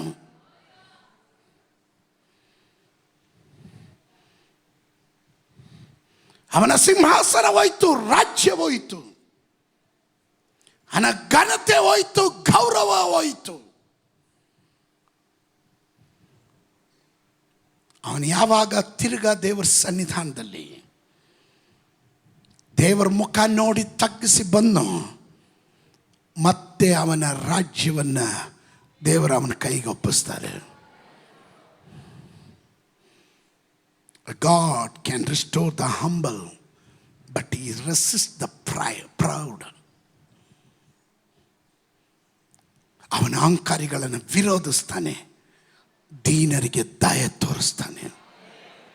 ಆಮೇನ್, ಆಮೇನ್. ನಾನು ಇದರ ಮಧ್ಯದಲ್ಲಿ ಒಂದು ಮಾತು ಸೇರಿಸಿ ಹೇಳ್ತೀನಿ. ತಂದೆ ತಾಯಿಗಳನ್ನು ಗೌರವಿಸದೇ ಇರುವವರು, ಅತ್ತೆ ಮಾವಂದಿರನ್ನು ಗೌರವಿಸದೇ ಇರುವವರು, ಸನ್ಮಾನಿಸದೇ ಇರುವವರು, ಅಲ್ಲೆಲ್ಲೂಯ್ಯ, ನಿನ್ನ ಅಹಂಕಾರದ ಫಲ ನಿನ್ನ ಜೀವನದಲ್ಲಿ ಕಾಣತಕ್ಕಂತೆ ದೇವರು ಮುಯಿ ತೀರಿಸ್ತಾನೆ. ಈಗಲೇ ಮನ ತಿರುಗು, ದೇವರ ಮುಖವನ್ನು ಅನ್ವೇಷಣೆ ಮಾಡು, ತಗ್ಗುವ ಮನಸ್ಸಿನೊಂದಿಗೆ ಅಡ್ಡ ಬೀಳು, ದೇವರು ಕ್ಷಮಿಸಾನು.